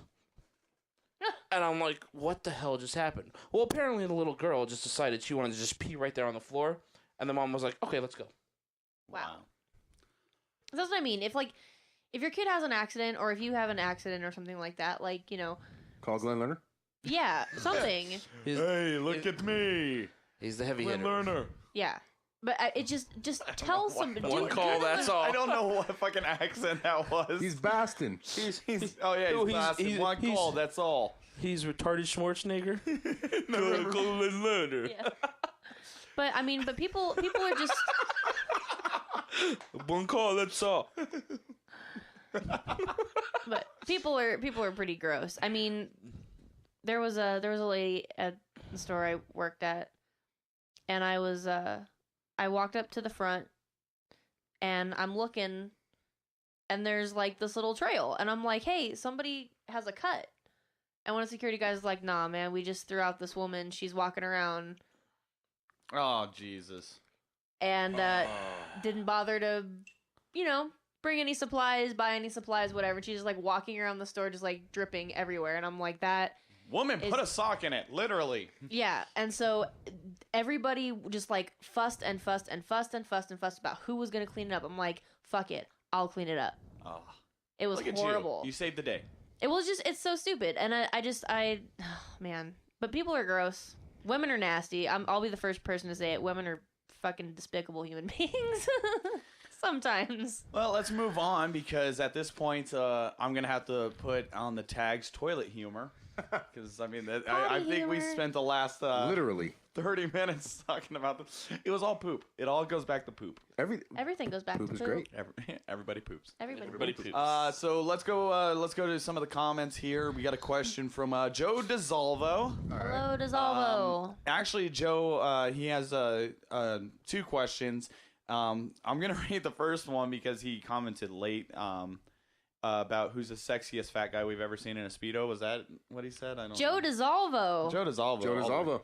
Actually, I think he's the only guy I've seen in the Speedo. If you don't know who Joe DeSalvo is, we'll flash a picture on there again. You know what? I don't have that picture saved anymore. I don't. Joe, you're gonna have to send us. You're gonna have to send it to us. Yeah, he's gonna have to. You know what?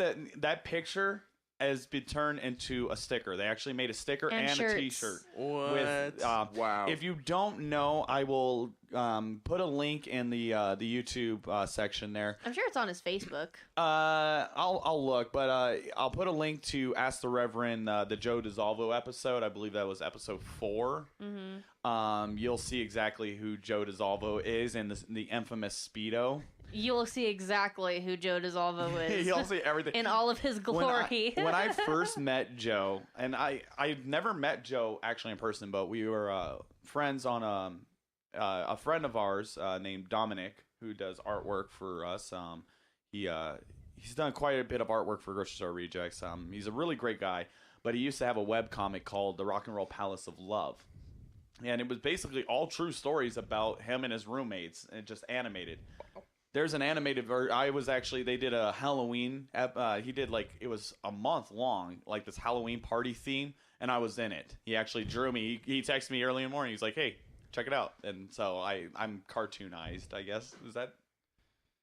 I don't know. I think Animated. that's the proper term. Yeah, so they had a form on the website, and that's how I met Joe DeSalvo. And there was one form in particular where we were just posting ridiculous photos constantly. And Joe was like, I'm about to win it all. And he posted one of him in a bubble bath with a rubber ducky. And I wish that picture was still there because I would flash that one on there because that's the most disturbing one of Joe. The Speedo, not so bad. That picture of him in the bathtub, because it's just like, I can't even describe it. So, Joe, you're definitely the sexiest man we've ever seen in a Speedo. But his serious question, and this is for all of us, what's your songwriting process like? Do you need to be in a certain mindset, or does creativity just ooze out of your brain? And his follow-up to that is, has it evolved over the years? I think we should go to Roxy first on this one. Yeah. There's lots of oozing in the process. Lots of oozing. That sounds painful. Yeah. Sounds dirty. Yeah, that too. It's a big plethora of ooze. No. So are you a ooze hound then when it comes to writing? Yes. Yes, thank you, Soda Sauce. Has the writing evolved? Absolutely. My mindset is pissed off. Angry is a good mindset for me. Because I'm typically pretty mellow for the most part. So if something really irritates me, or if someone really irritates me, it's easier to write songs that way. And it's definitely evolved over the years because it went from me just kind of writing songs and saying, hey guys, here's some songs I wrote, do something with it, to us collaborating as a collective whole and as a band and coming up, John, hey, I've got this riff. Oh, that's pretty cool. Let's add this. Or Chris, oh, I've got a bass thing. Or me, oh, I've got this chorus I like. And, we just kind of put it all together and write more as a band. I like the songs we have now. I like our new stuff a lot. I think what really helps now with us writing, is, John, you're an amazing guitarist, and you'll hear things. I'm going to say that because you're one of my favorite guitarists to work with. Thank you. Aww. Roxy will come up with an idea. You come up with a cool riff. And even there's been times you guys are writing something that's not going to be RGP. You guys are working on something. And I'll hear something. And I have that mindset of the producer. You're more of a sound engineer and you're more of the songwriter. But I'll hear something and it's just a minor tweak. And I think that's what helps with Ryan and I. Because we've been doing this for so long. That we hear the things that you guys don't hear when you're writing it. And then we just add in our stuff. I mean, for me as a songwriter... I mean, Grocery Store Rejects is all about shock value. It's like, how many times can I say I want to fuck you before you're just like, okay, the song's over. It's only a minute song, but it's an like how epic many, song. Or it's like, how can I make "Will You Blow Me" sound romantic? Or I want to come in your mouth. You can't. But I do. It's like No, you don't. You Really? think you do. Screw you too, then. But John, I mean, you've been. Yeah, I know. Now, she's gonna write another song right now. I've seen them perform live. It is romantic. See, You pick at that one person and be like, Your market is it's men. Jesse. that's me. Congratulations. I'm the number one fan. Only one. None right there. John, you've been testing the waters, doing some solo stuff. Well, the solo stuff is interesting because it lets me get, with RGP, there's certain things we write. Obviously, I'm not going to use a 7-string guitar and play, triplet-based metal in the Roxy Gun Project song. It just doesn't really fit what we're doing. So it's cool to get some of that stuff out. But more what I've noticed doing my solo stuff, because I've had to produce it and engineer it myself, is that there's a dynamic in our band that with, the songwriting aspect really helps with something you just mentioned. We've got an amazing songwriter. We've got someone who's really good at producing and hearing parts and putting them together. And then you've got me who, even as a guitar player, I'm more engineering because I'm all about tone. Yes, we know. As much as I play guitar, my constant search for the greatest guitar tone that I can get for me personally takes up a lot of my time. So that transfers to the audio engineering aspect as well. So while we're writing a song, instead of going, oh, maybe we should change this part, we might be playing the same things, and I'll go, wait, let's play it in different spots, or let's do different things to change the frequencies and make things bigger, make things sound more wider and give it more depth. And we all bring these different aspects with that, as well as our own musical influences being so different, that it just creates a really interesting vibe. And now that we've all started writing together over the last couple of years, as you've mentioned with some of the more recent songs, it's come to be this very uniquely fun music to play. Yeah, it's almost as if we know each other too well. We know where, like, you guys will start playing something, and Ryan and I both know exactly where we're gonna go with it. Right. We've got this kind of almost like we're connected somehow, that we Awesome chemistry. Yeah. We all gel with whoever's coming up with something. We all just go, that's cool. I like where that's going. Here's this. And it's very organic. It's very natural when we start writing. Yeah, and I mean, and there's songs too. I mean, there's a couple songs that we've messed around with that just haven't really gone anywhere. And there's some songs that we were like, yeah, I got this piece, and we tried jamming it out a couple times, and we're just like, man, I'm just not feeling it.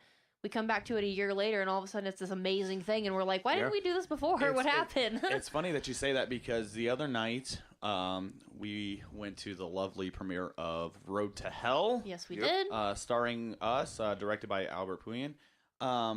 There's a song in there that we tried playing, it didn't work, and we just kind of ignored it. And I was listening to it in the movie, and I think we need to revisit So Long.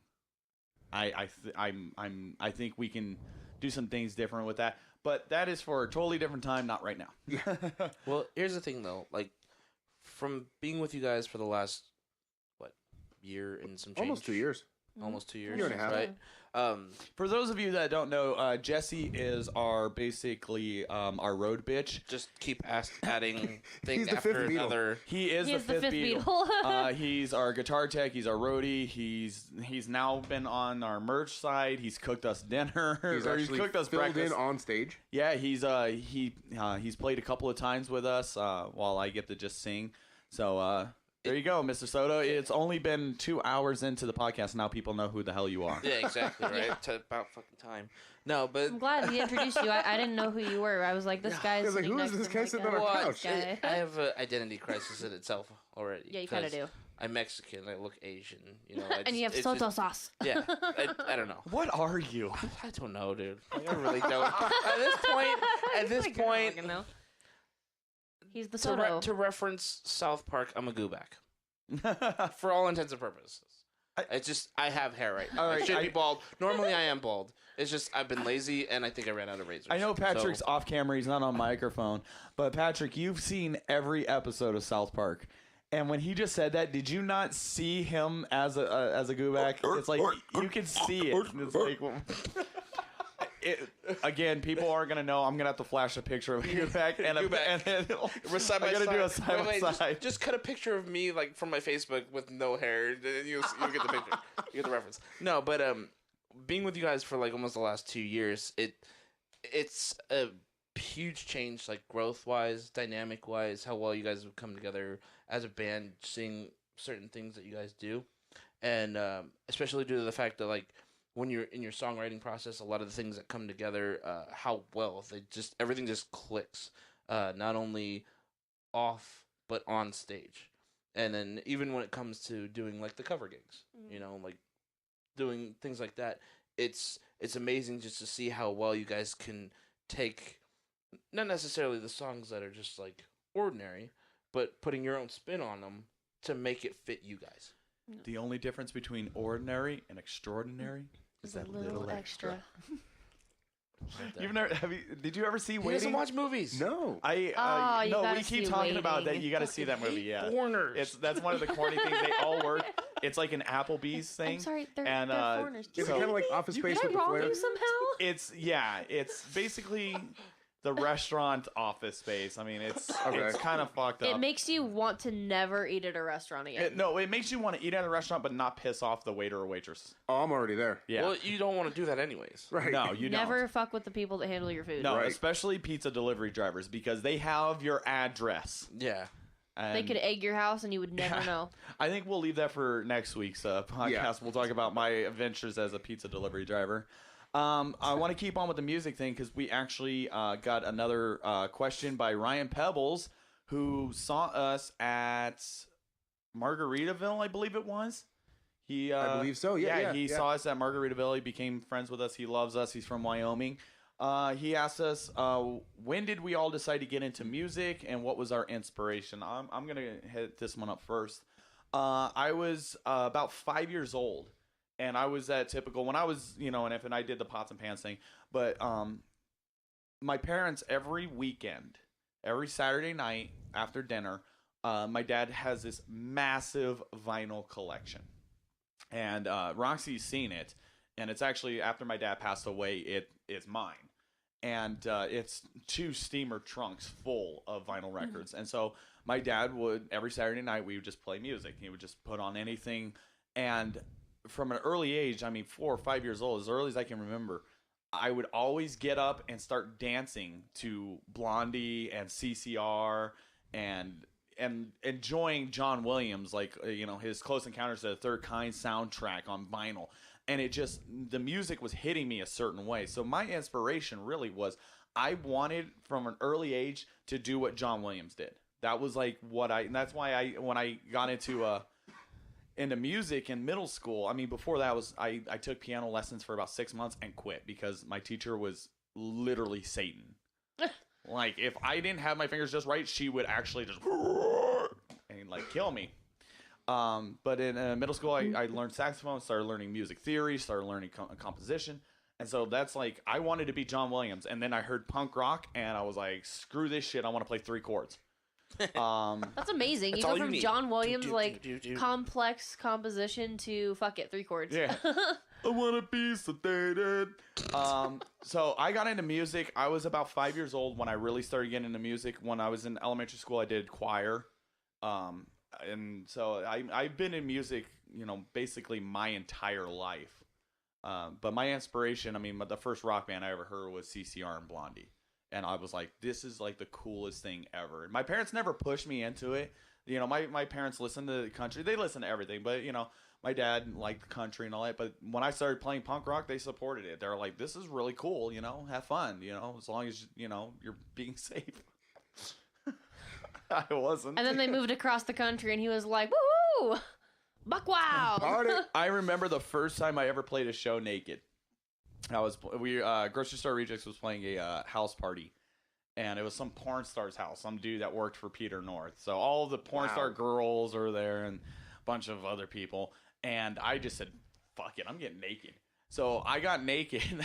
And the next morning I was on the phone with my mom. They had already moved across the country. And I was like, I did something last night that I've always wanted to do. And the first thing out of my mom's mouth was, you played a show naked.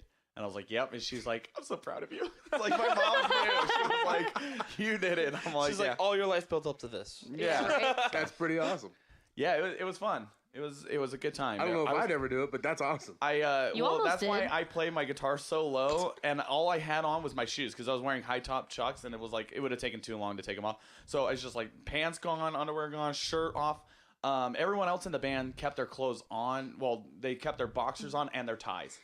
I was the only one that just went ass naked, and I felt bad for my drummer, who was right behind me, and I jump around a lot, so he's just seeing my balls swinging in the air. Every time he jumps up, it's like, oh, there's a flashing hole right there. I know this is more. This is more than what Ryan expected. Right. So let's go with John. What's Spencer, your, I think, was. When did you decide? Was Spencer your drummer at the time? Yeah, Spencer. You said was. Ryan. What? No, Ryan. No, from it was the Spencer. From Ryan. the question. Ryan Pebbles. That, Oh, gotcha. Okay, I thought you meant. Sorry, our drummer's name is Ryan. I thought that you were trying. Well, the Like, first you drummer, confused? the first drummer for Grocery Store Rejects was a guy named Ryan. Oh, okay. Yeah, but he didn't last very long. Oh dear. He couldn't deal with the As nakedness. far as starting, I didn't actually decide to get into music. It just kind of happened, and I kind of went with it. And I didn't choose the music life. The music you know, life chose it me. sounds so douchey, but it's really kind of what happened. I was a kid. I was, I think, 9 years old. I had an acoustic guitar around, and my grandparents had gotten it for me a few years before that. And my parents had always been musical. They'd always listened to a lot of music. They never knew that I was going to become a musician. It wasn't a planned thing, as far as I know. But I was having dinner with my parents, and they had Led Zeppelin 2 playing. And I'll never forget hearing the first notes to Whole Lotta Love. And before this, yeah, it's such a groovy riff, and it instantly caught me. And before that, I've been listening to like Britney Spears and all this pop rap stuff that had been on the radio, and I was all into it. Spice Girls. Spice Girls was the first CD I ever bought. There we go. You know what? It is out. It's said. But Who can blame you? it was great. Great music. I still have my Spice World VHS. I wish I still had the CD. I think my mom might have that somewhere. I've always wanted to create a punk version of Two Become One. That would be freaking awesome. I'm gonna do it. Jesse, Yes. we're on that. All right. Learn that? All right. So Whole Lotta Write Love's that playing. down. It instantly gripped me. It instantly just smacked me in the head and said, "What are you doing? This isn't right." And I wanted to replicate what I heard. It sounded so cool, and it sounded badass. So I picked up this little guitar, and I started fiddling around with it, and eventually my finger went to where what sounded on the radio sounded right to what I was hearing. And after doing it for about, I don't know, probably 2 hours trying to figure it out at first, my parents looked at me and they're like, "When did you figure that out?" I don't know. And then a few months later, they got me my first electric guitar, and here I am. It never. And the rest is history. That was it. Actually, I have I don't know if you can see it, Jimmy Page tattoo. It's the only real tattoo that I have. Because we don't talk about the other one. We don't talk about that one. Just because. Friday the 13th coming up. Yeah, Wanna no. get another one? Actually, if We could just fill that I one. was gonna say, if I just keep adding more of these, it'll eventually look like a real tattoo. Now I almost have to. All right. Do it. Since Do it's it. been Show put it. out there, you can't If even you can't see it. the It's other Yeah, one. you can't even see it on there. That And I little don't thing- wanna get up the and thing that show looks it. like a Ace of freckle. spades. Tiny The ace ace of of spades. spades. And yeah, so this is my only real tattoo, and it's just Ace of because. Spades is kind of my squinting. fault. And he doesn't even have any tattoos, and he's like, "Wow, that's a pussy tattoo." It's like Patrick it's like has a tattoo. It's on his face. That's not a real beard. That's, Oh, okay. It's one of those 3D tattoo implant things. Again, you guys can't see Patrick. He's not on camera, but this week you'll be able to see him. Magnificent beard. So let's move on with Roxy. What was your inspiration to get into music? And Let's see. When did I start to get into when did music? you decide? When did I decide? I was a stain. I didn't get a I didn't get a chance to decide. No, I'm kidding. No, I'm surprised that I'm surprised that did you just snort? I did. No, I kind of decided, but I'm surprised I didn't get into it sooner because my great grandparents are musicians. My grandma's a piano teacher. Both of my parents are musicians, and I'd always been around music, obviously, my entire life. I tried to play piano, and I too had a piano teacher that was the devil. Yeah, we probably had the same one. You probably, yeah. And my grandma taught piano, but I think I was like way too, I don't know. I guess I had like a stint of ADD when I was a child because I couldn't grasp it. And so I kind of gave up on that. I sang all the time. I was in choir in elementary school and all that stuff. And when I was, I want to say I was like 8 or 9, I found my mom's acoustic guitar in her closet. And I was sitting on my parents' bed, and I was playing it with a penny because I didn't have a pick. I didn't really know what a pick was. And so, yeah, and so I was playing her nylon string guitar with a penny, and I broke one of the strings, and I freaked out. I'm like, oh man, I'm so dead. And so I went to them, and I said, Mom, I'm sorry, I broke your guitar. And she was like, what do you mean you broke it? I said, well, one of the strings broke off. She's like, well, what were you doing? And I said, oh, I was playing it. My dad's like, you were playing guitar? I was like, well, kind of. I was just kind of messing around with it. I was playing with a penny. And he was like, oh, you can't play with a penny. You got to play with a pick. And so they weren't mad. And they told my grandma, and she bought me an acoustic guitar when I was 9. Thanks, Grandma. And she wanted... I highly doubt your grandma's going to watch this. Yeah. Hopefully. But she wanted me to play country music or gospel, but I didn't do that. But before I started playing guitar, I played acoustic guitar, and I kind of fiddled around with some stuff, but I was a huge NSYNC fan. I kind of had the same thing as John. Like, I was just, like, really into the pop and stuff like that. And I was watching TV, and I wasn't really playing guitar a whole lot. And I was watching TV, and this car commercial came on. I think it was Honda. And the song was Back in Black by AC/DC.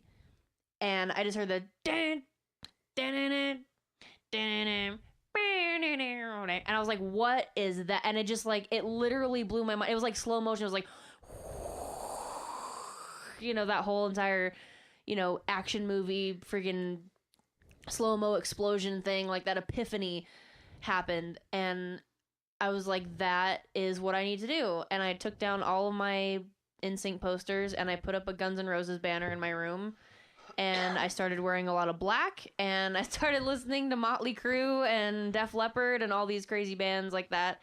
And my dad bought me my first electric guitar, which was an Epiphone Les Paul that was black with flames on it, and a little Marshall practice amp. And I just kind of started playing guitar from there. My grandma, my other grandma, bought me Avril Lavigne's "Let Go" songbook. She was like, this girl's young, and she plays guitar, and she sings like you're doing. And I was like, okay. So she bought me the CD with the book, and that was kind of my first introduction to like girls that played guitar and sang, because that's when Avril Lavigne still played guitar. Just go back to that, Avril, please. So that was kind of, and my parents had always listened to, my dad's a big Rush fan, and my mom's a huge Queensryche fan, but I never really got into that stuff. I was like, I don't like this music. But then I started playing guitar, and I'm like, oh yes, I like this music a lot. So, and people always ask me, how do you sing and play guitar at the same time? I never realized it was difficult. I just kind of did it always. And then I started writing songs before I started learning other people's songs. I wrote my first song when I was 7. I wrote lyrics to a song.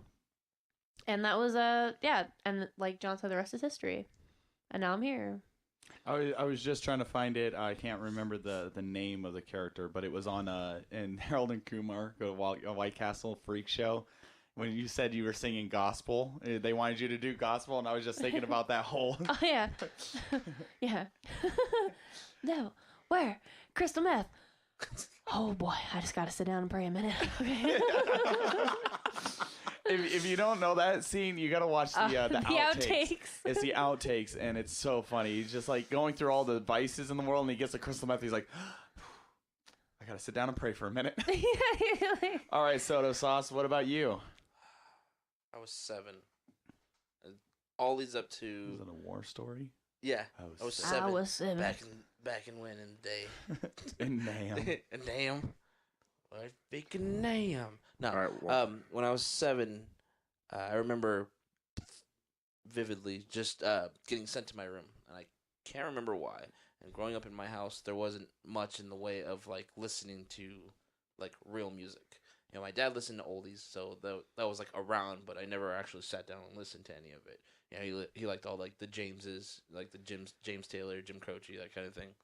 And so I knew my brothers and sisters always like changed the radio stations, but we were not really allowed to. So the only thing I could think of doing rebellious at the time, when I was 7, when I got sent to my room, was change the radio station, which wound up being the best thing that ever happened to me, because I turned on the radio, which was our 107.5 back in the day when it was cool, because now it just kind of sucks. When it was extreme. Yeah, when it was extreme. When it was radio. still, yeah. Yeah. And the first real song I ever heard, and it started out from the opening note when I turned that radio on, was Master of Puppets by Metallica. Like, literally, I turned that radio on, and the first thing I did when I turned that volume up was bum, bum, bum, bum. I was like, the fuck is going on? And it just drew me in. That's like Metallica is probably like one of my biggest You had the influences when it epiphany comes- thing like I did. I was Yeah. like, Yeah, it's like there's shit my other than God. like crap. Hey, All right, cool. You've even got the arm tattoo to reflect it like I Oh. do. It's just yours is a lot bigger. It encompasses the entire arm, but Jesse's got to get naked real quick. I know, on right? people. That's a scary thought.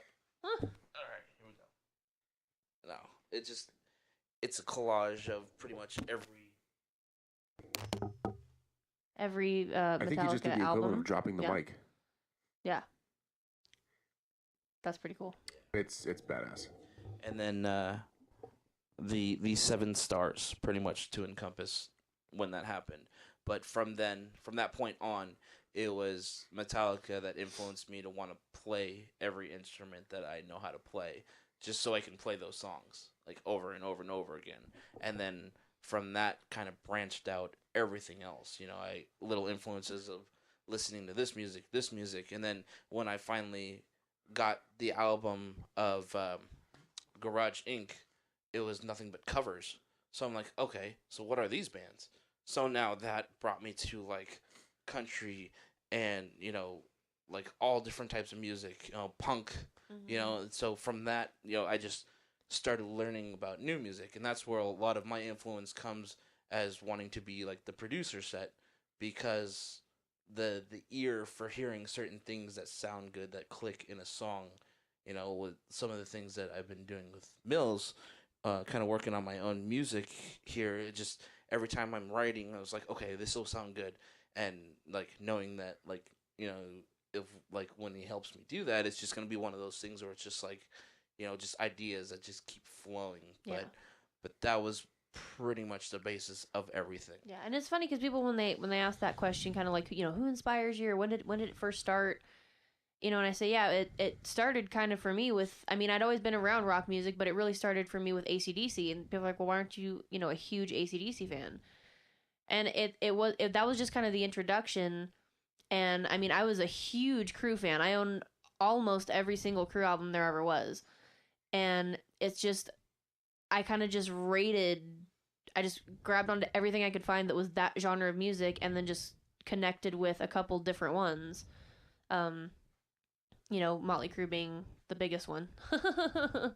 So, but yeah, that's it. That's a good question too. It was a nice explanation for everything there. That's Alrighty then. Yeah. That's cool. Hold on here. Yeah, I was just about to say that. Thank you. My biggest inspiration is Captain Geach and the Shrimp Shack Shooters. That's That's my answer for everything. All right, so we're going to move on to the last question that just came in 15 minutes ago from Jason Schelper, who will be here on Wednesday. Him and his lovely wife will be actually staying at the laboratory. Yes. And this is not a fair question, Jason, because we know you're fishing, but he wants to know the best food someone has cooked for you in the last year or so. Jason and Anna are amazing cooks. I'm going to give you that.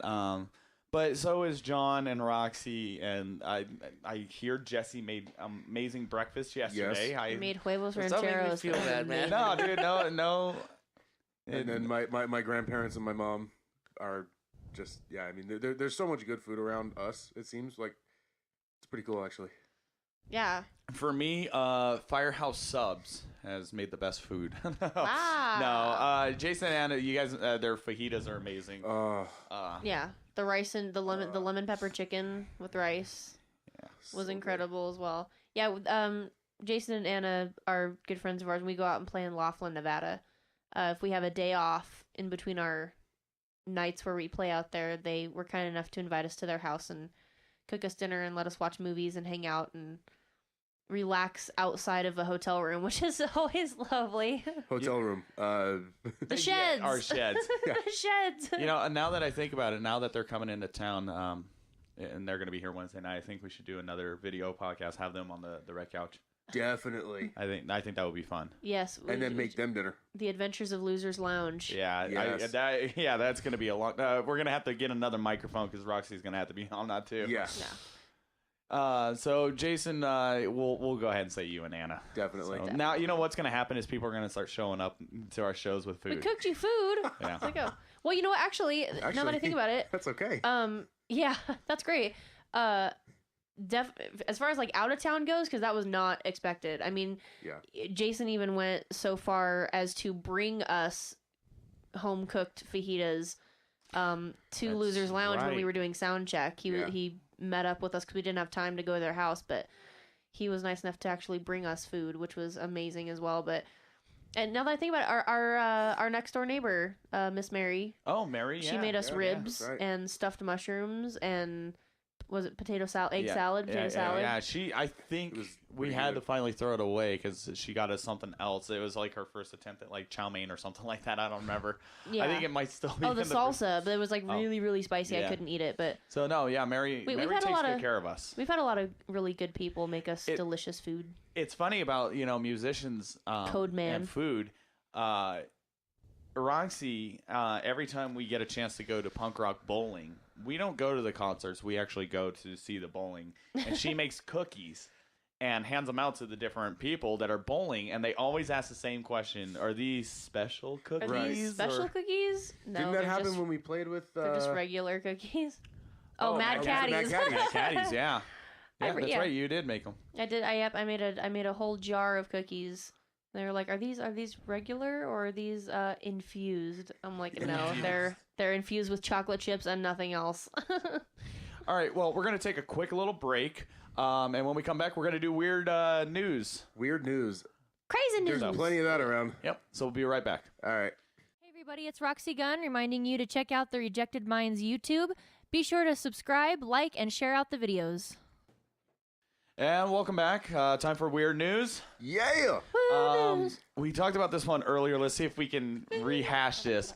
But in London, England, an 11-year-old British boy was excluded from his school's World Book Day celebrations after he dressed up as a character from the erotic novel 50 Shades of Grey. The kid showed up to school complete as Christian Grey, complete with gray suit, cable ties, and an eye mask. 50 Shades of Inappropriate. Yeah, I'm going to have to agree with that. 50 Shades of definite inappropriateness.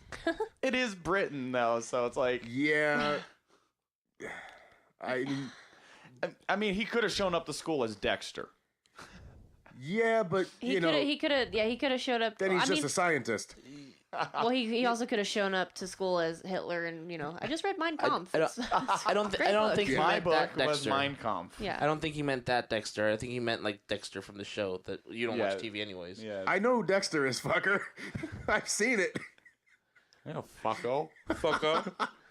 You've seen one thing. Okay, cool. The boy's mother, Nicola Scholes, says it's a big overreaction, and she is a teacher herself. He's trying to have a laugh. He's almost 12. He's a bit of a character. He's not shy.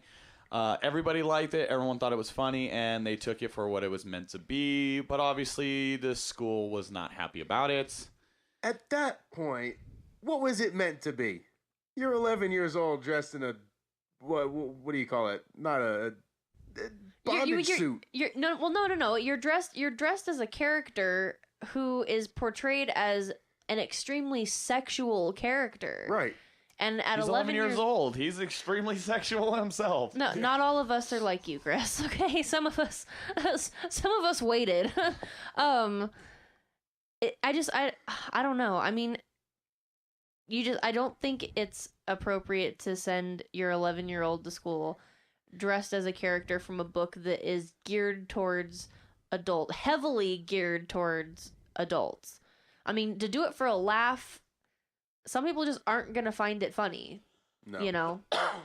It's reading more about this. The kid was allowed to stay at school, but they excluded him from all the pictures taken that day. And the mother suggested the decision was hypocritical because a teacher had dressed up as a quote-unquote serial killer, and other pupils came as characters carrying guns. The school issued a statement Friday saying it stands by its decision and clarifying that Scholes was able to take part in photos after modifying his costume. Well, I mean, that's fine that they were serial killers and people with guns because they were probably clothed. And that was probably their main He was problem. clothed. Well, he was 'cause- just clothed as Barely someone clothed. who was... Yeah. Well, the thing is like, okay, so if you, I mean, I imagine if the kid showed up in a suit, okay, because Christian Grey's like a businessman or whatever in the book. If the kid shows up in a suit, they're gonna be like, "Who are you?" And if you would have said, "Okay, I'm Christian Grey," maybe they wouldn't have had such a big fuss about it if he didn't bring the cable ties and eye mask. Right. Right. Because now you're insinuating that this 11-year-old kid knows what bondage is and is, reading these books and portraying this character. And, but I mean, if there's other students there with, guns and things like that, it's like, okay, well, maybe that shouldn't happen. They should have set guidelines as to what's appropriate, for your child to be reading. And I'm pretty sure that, the book day didn't revolve around adult-themed books. They just kind of took that in the wrong direction. At the same time, I can possibly almost 99.9% guarantee you that most of those kids that showed up for book day didn't show up in costumes like Huck Finn or like classics, Well, on Facebook, Right. For example, there was, there was a book day of some sort, and a lot of the kids looked really cute in their, their costumes or whatever book. That just seems strange that, first of all, a parent would think that was funny. I'm going to send especially as a teacher herself. It's like, okay, so I'm going to send my kid to school as this particular character and not think anyone's going to fuss about it. I just think that was a poor move on her part. I would say it depends on the context of what the World Book Day is about.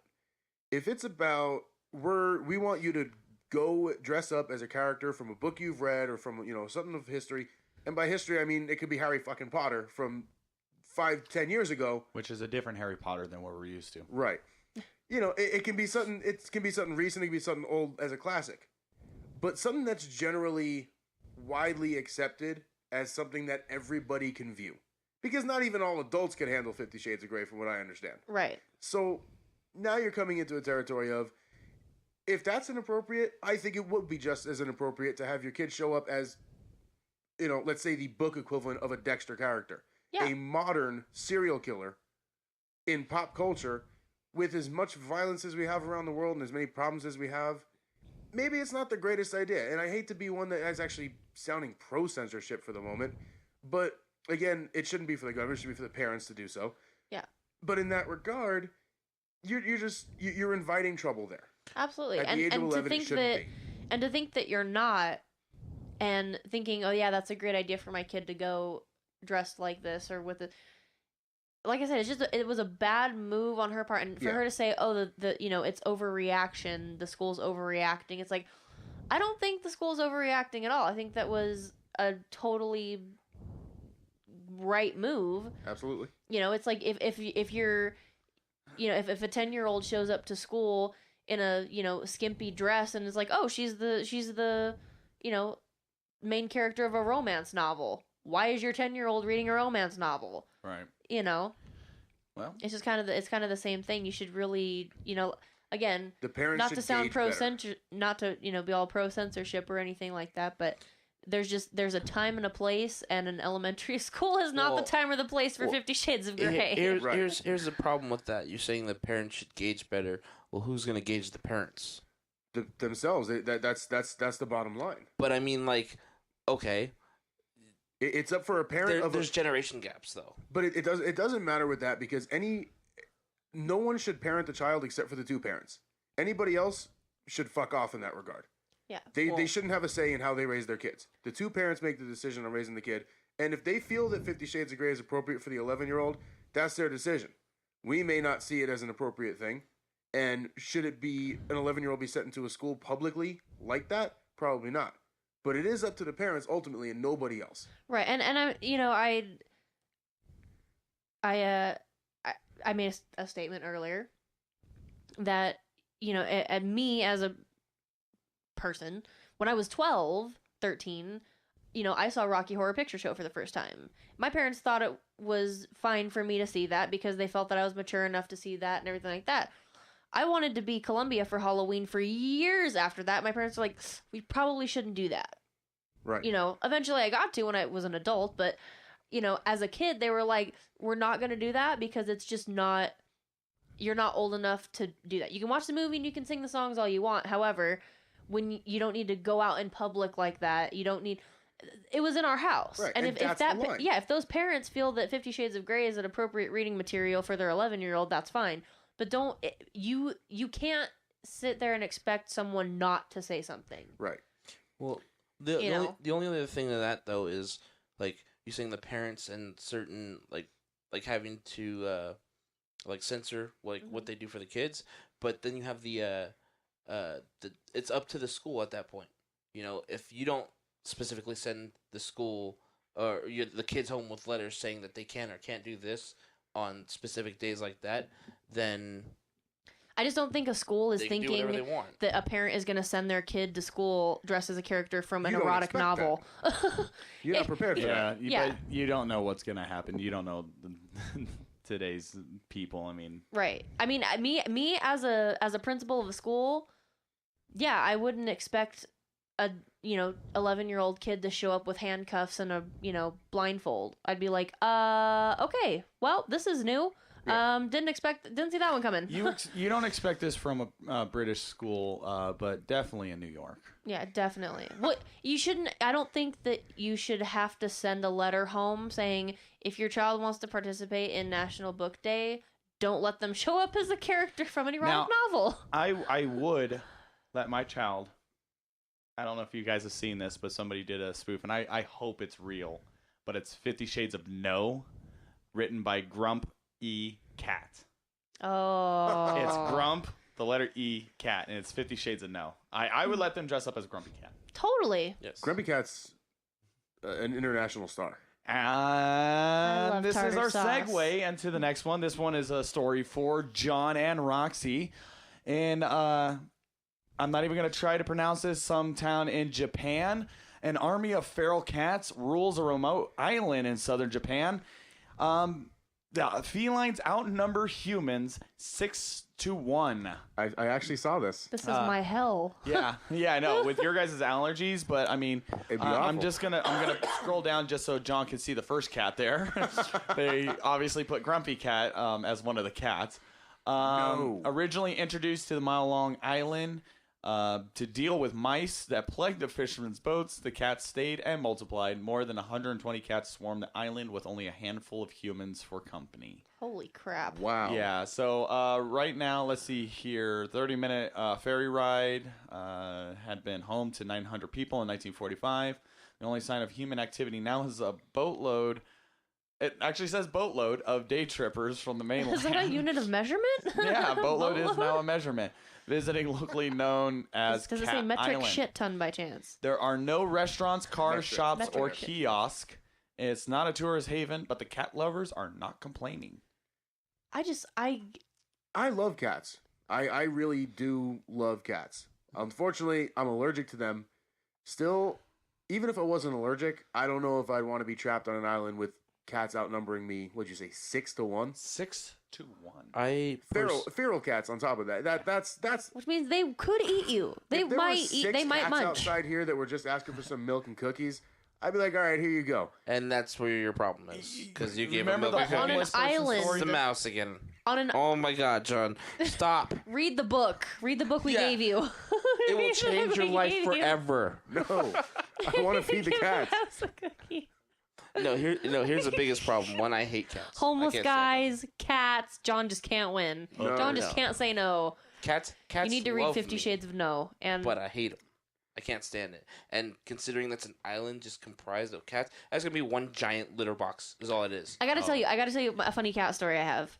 It wasn't funny at the time, but it's funny now. I was living in a little condo, and right outside my window there was like a shrub, and there was like a little courtyard right outside my window. And earlier that day, during the daytime, because I'm a wuss and can't watch scary movies at night, I watched The Grudge. And it was the second one. It was The Grudge 2. And I'm like, I haven't seen this one. I saw the first one. Let's see what this one's about. Totally freaked me out. I was like, oh my god, that was so scary. So I watched it, and I was going to bed, turn off my light, and I'm laying down, and all of a sudden I hear, and I open my eyes, and I'm like, okay, I'm awake, and it kept going, and I'm like, fuck this, and I shot out of my bed, and I turned on my light, and I'm freaking out like, holy fuck, I'm gonna die, this is the end, and I can hear it.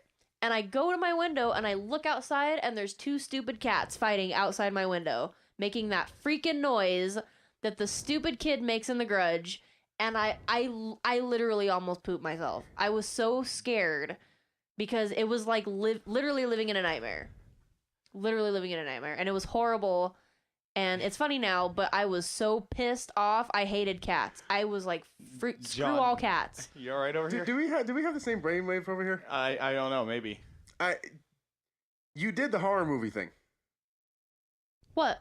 You heard something scary as shit, and You then went you to went to investigate. inspect where it was instead of running the fuck away. Are my friends in here? No. No, If I you told thought you you. were gonna die, you should have ran out of the room and like to somewhere else. Well, I told you. Well, so I got on. I ran out of my bed. It was like fucking Scooby Doo. Like my fucking sheets are all in a pile and everything. And I ran and I turned on my light, and I'm standing there like, holy crap, what the fuck is happening? And then I heard that it was coming from the window. I'm like, this can't be real. I mean, obviously it's just a stupid movie, right? So I'm like, okay. So yeah, I'm gonna go inspect it. So Zoink, Scoob. yeah, so I look out my window and there's 2 cats fighting outside my window. I open it, I'm like, go away, leave. I think I cats was- just turn I around was and so- be like, Yeah, I was so pissed. But yeah, but ever since then, No, I'm just like, fuck the cats. wave I had was she said 2 stupid cats, and I was like, is that the equivalent of 2 stupid dogs? 2 stupid dogs. It was so stupid. I don't even know why I just repeated it. But Um, yeah, so that was my cat story. So an island of cat. I don't hate cats necessarily. I'm just really allergic to them. I've met some pretty cool cats. I've met some pretty cool cats. I've met a few. A cat cool asked me cats. if I could play Cat Scratch Fever. On Facebook. On that's right. Facebook. God. Have you seen the car? There's a cartoon of 2 cats playing guitar. And it says, I swear to God, every show they ask us to play Cat Scratch Fever. I'm about to lose it. It's like Freebird for them. Yeah, it is. I'm gonna show John this picture real quick, and What? describe what. And all these news stories will be in the YouTube. You got to go to YouTube. It'll be under the link section there. All these news stories, so you can read them yourself and see this picture. Are you asking me to describe what I think happened here? Yeah, go ahead and describe to everyone. I'm showing Roxy and Jesse right now. Well, I would say that obviously that police cars, they probably weren't there before the obvious thing in this picture happened. That no one trimmed that shrubbery. Yeah. What a fucking crime. But no, I mean, That's the true crime. how the fuck? Okay, first, why are you driving a giant armored tank down a residential fucking street? Here, Patrick, you want to catch a glimpse of Second, this? was he drunk? He probably Okay, couldn't here's figure out where his here's keys the were. thing. So yeah, Something he's a like- tank. I'm gonna let you guys talk about this real quick, cause I gotta hit the pisser. You guys try to figure out what it is without scrolling. Figure out To see what what this happened? picture is. Michael, Tell okay, that here's again. Let me see first that thing. one time. First thing, I gotta make this a point real quick before we talk about this. Tanks go really fucking slow. Right. So if he you had to can't, be- if you don't have enough time to stop before you crash into a fucking bush, Have you seen Austin Powers?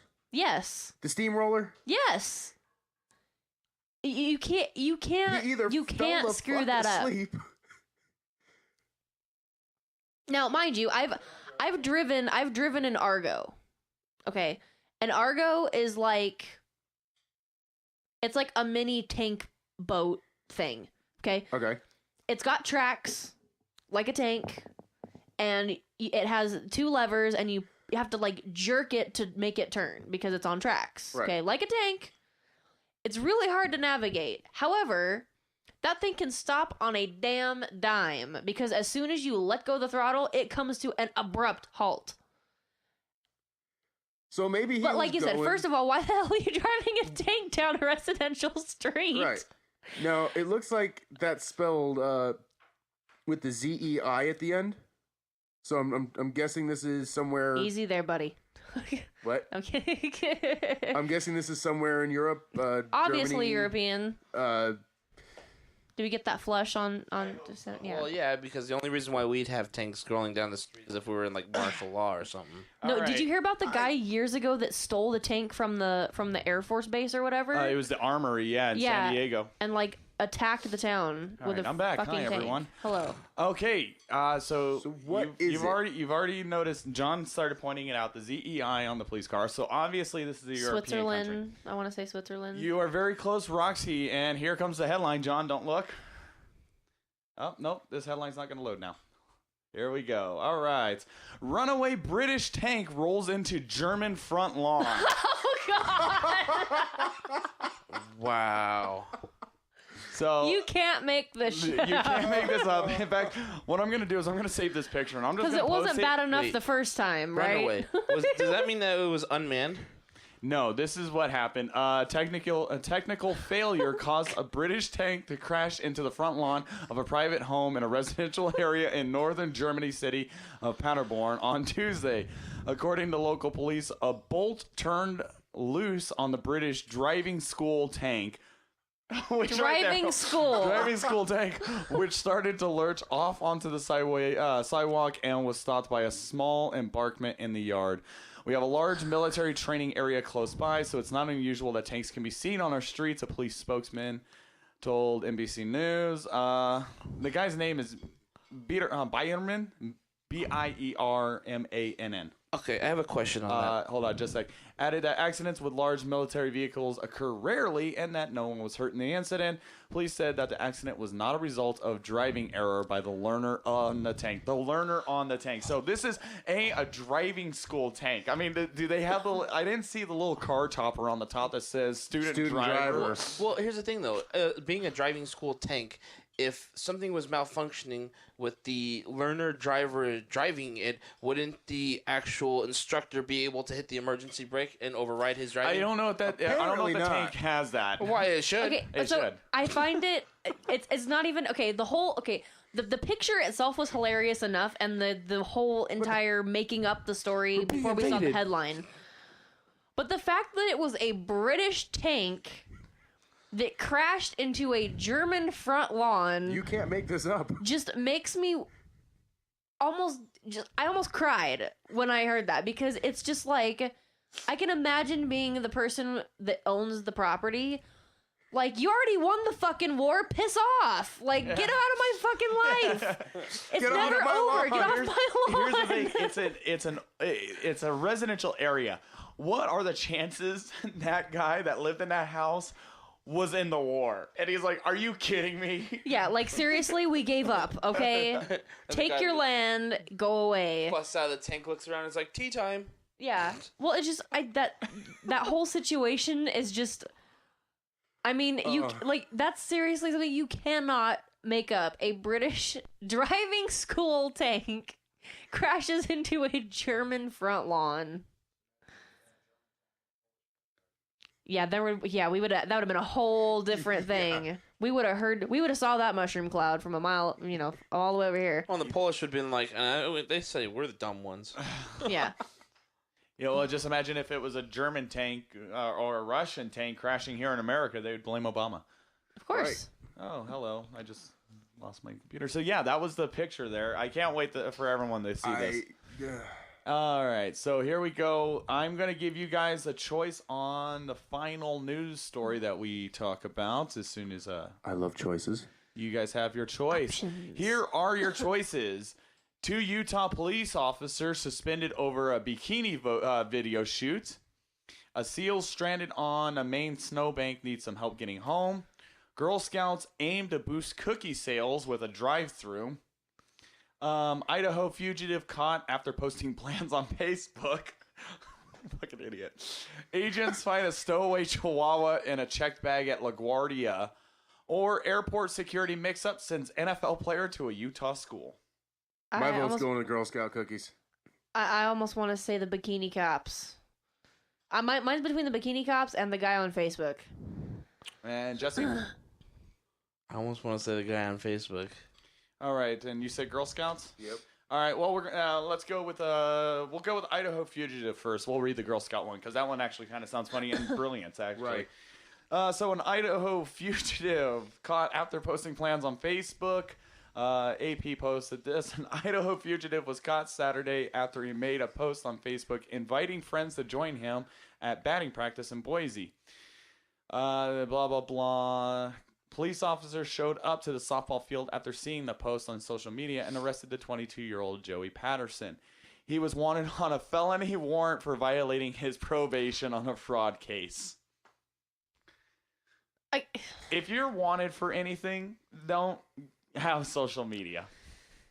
You would think, but with some of the things that I see daily on Facebook, nothing would surprise me. In fact, I wouldn't be surprised if eventually, or even if you look it up on Google right now, just like type in bank robber selfie, because I can totally see there being a bank robber holding a gun to a poor lady's teller's head, taking a selfie, posting it on Facebook, robbing this bank, bitches, selfie. Like, it just... And that is why we have America's dumbest criminals. Let me take a selfie. It just seems like that is a totally normal thing to do. It's funny that you say that because at the bottom here, the police sergeant says even fugitives can't keep from updating their Facebook statuses, and it leads to some great arrest. Well, it's like the guys that are wanted for murder, and they post their picture on Facebook, or they share their town's story. The news story. They're like, hey, look, I'm famous. Well, I mean, dumbass. It tells them that you shared it. That's how cops start with their investigations now. Facebook, of course. They find somebody, then they look them up on Facebook, and then they see where they possibly could be at this very moment. Yeah, because it's everybody fantastic. wants to tag where the hell they are at any given moment. Of course. Well, it's like, and this was one of the best ones I've seen. Speaking of Facebook and that, the people that sell pot off their Facebook page.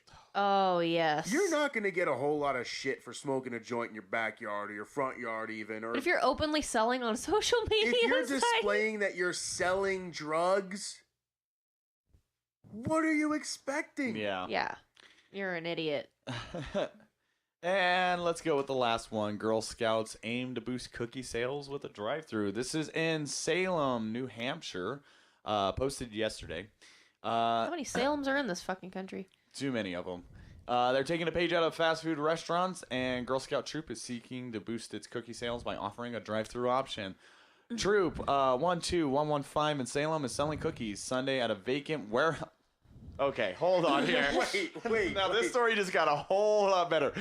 They're selling cookies at a vacant warehouse property on the heavily trafficked Main Street. The troop has already sold 1,200 boxes so far, and they hope the drive-thru will help them reach their goal of 5,000. The troop leaders tell the local TV station the annual cookie sale program not only satisfies customers' love of the distinctive cookies, but teaches scouts vulnerable business and people skills.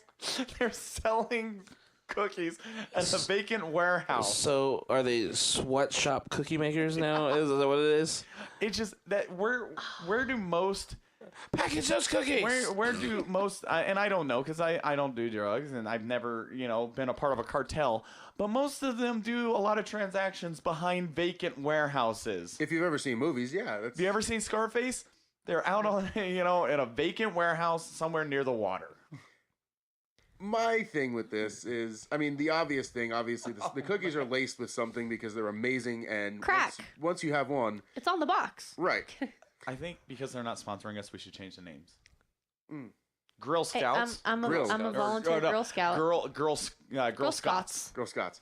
They're going this far. Girl Oh, yeah. Scouts. Girl Scout. I'm an honorary member. Why is this? I mean, if they really wanted to make a really huge impact with this, do it in Colorado. Well, there was Oh, I'm the pretty little sure girl that Colorado. did. There was a huge uproar last season. That's right. They were standing outside of a dispensary. One girl took it upon herself. She's like, I'm gonna stand outside this dispensary and sell Right. cookies. She made a killing on that Yeah. because damn well those guys are coming out like, dude, Thin Mints, bro. Hey, it's legal out there now. There is no 16 boxes of controversy. Thin She's Mints. a marketing Boom. genius. Totally. And the thing Caramel was, is Crunch. everybody there were other, I guess, like executive people that wanted her kicked out of her troop for doing it. Why? Because they Why? felt it was inappropriate for her to be standing outside a dispensary. And it's like, A, if it's legal, Yeah. what's the deal? B, it's genius. She just made Was her she troop inside? $1 billion. Was she inside the dispensary selling them? Well, it's not. No. Outside. Okay. But I mean, the whole thing about the Girl Scouts, the cookie program, and anything they do that they're selling is to teach these young people business and how to handle, money, accounting. I mean, there's a lot that goes into this. But the smart. I mean, Yeah. this girl saying, "Hey, I got the perfect location," because the one thing they teach you in Business 101, location. Location. That girl's like, "I am gonna sit right here." I got the location. Fuck everything else. Yeah, it's brilliant. I mean, she probably could have stood outside a reggae concert and sold, Oh all my those God, yeah, cookies. imagine Nobody would have that. said that. But Boy, yeah, but I mean, I thought that was a great idea. Absolutely. And the drive-throughs is a great idea too. I'm not Stoners too love happy Girl Scout about a cookies. vacant warehouse. Thing I'm just is a little sketchy, but I mean, I'm okay. sure. I'm sure a local fast food restaurant might have been like, "Hey, why don't you come and use our storefront for a few hours?" Yeah. McDonald's could have sponsored that. Totally. I mean, I'm tempted to send Jesse out right now down to Industrial in Wyoming, where all the vacant warehouses are, and be like, "You tell me if there's any Girl Scouts down there." Or if it would be safe. And then I just walk into a warehouse and see all these girls like assembly lining Girl Scout cookies and like, Becky, speed it up. I'm like, Yeah, right. You know what happened to Marsha? I'm going faster. I'm going For faster. some reason, we're using old names nowadays. Well, that is the weird news for this episode. So, Wow. let's go ahead and vote. What was the weirdest story that we read this time? The tank. The tank, totally. Not even the fact that it was weird. It was just so ironically hilarious. It's not predictable whatsoever by that No, picture. It's like reading the story. I almost want to check that source because it sounds so ridiculously made up. The fact that it's true. It's a tank crashed. Not only did a tank crash, it was a British tank that crashed into a German lawn. Not only was it a British tank that crashed into a German lawn, it was a British driving instructed tank. I don't know if you're gonna show that A picture, learning school tank. but I think the funniest part about that picture I'm showing it. isn't so much the tank sitting on top of the bush, but the head of the gun pointed right at In the window? The window. It's like you wake up in the morning, you're like, oh, I gotta Like- get some coffee. You open your curtains, you're like, fuck. Like, That's when you just do this. yeah. You don't need coffee shits to get your morning going at that point. You're like, nope, dropped it right here. You gotta wash my pants. Why? Because I just shat in them. It's everywhere. I'm staring down a hole bigger than my head. Yeah. Oh, man. Weird news. So That was definitely the weirdest. yeah, I know. For sure. All the links to all these news stories will be posted, so you guys can look at them for yourself. I mean, the picture of the tank's going to go up automatically. That's That gotta has go. to go up. Yeah. Because people aren't going to understand it. And I don't want them to stop watching this to go see that. Right. They have to see it first and then be like, all right, now we got to go. Wait until after. Yeah. So, I've been meaning to point this out. You've been wearing it all night. The shirt here. Yep. I'd rather be with a ginger, huh? Of course. So they can steal your soul? Hey, whatever. No offense to any gingers watching this show right now. It's also. Oh wait, I gotta hide that. That's You know what? I show it because they might be a sponsor someday. Yeah, turn around. Yeah, Doers. show it. doers. I'd rather see, and that's the fun part is I'd rather be with a doers and ginger, but Yeah, yeah. You get the gist. you get the gist. I'm wearing my Fallout shirt, Mm-hmm. which is my segue into PAX East just happened. And I think this will be the final topic for this podcast. But PAX East is happening right now, and they've seen an abundance of Fallout cosplay people because they believe a new Fallout is coming out sometime this year. And that would I be wish great it for all the so. Fallout fans, but what would be the disappointment level if it didn't after all of that work? I was just Riots. I was just saying that during dinner. That with them last year they came out with they went and got a patent for the Pit Boy. Everyone's been expecting because the voice of Three Dog from Fallout 3 has been posting some vague Twitter announcements. Some of the other actors and Bethesda just did a massive hiring market. So they were like, "What is it? Is it going to be Fallout? Because it's been so long."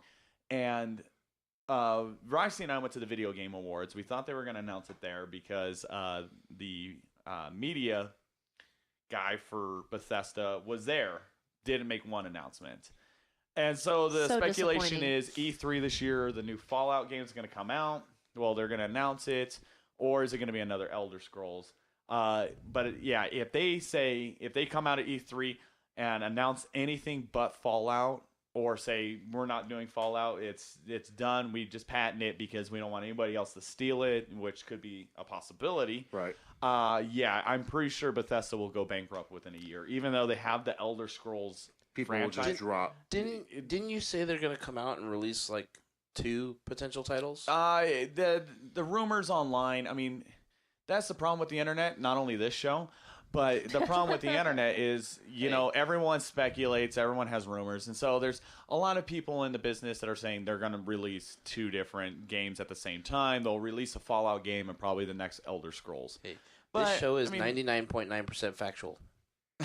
You just got to decide which one's which. Yeah, I mean, which one? I mean, Well, how many times did they make an announcement for Diablo before it finally came into fruition? never actually. Basically after Diablo 2, the team that worked on Diablo 2, Blizzard North, had pretty much gone off, and they ended up working on a game that is called Torchlight. And that was it for Diablo. At that time, there were no plans to make a Diablo 3. Diablo 2 was still one of the greatest selling and still commonly played game. I logged into the internet based of it the other few weeks ago, and there were still 30,000 people playing it like 4 in the morning on a 13-year-old game. So that says something right there. They didn't want to do it.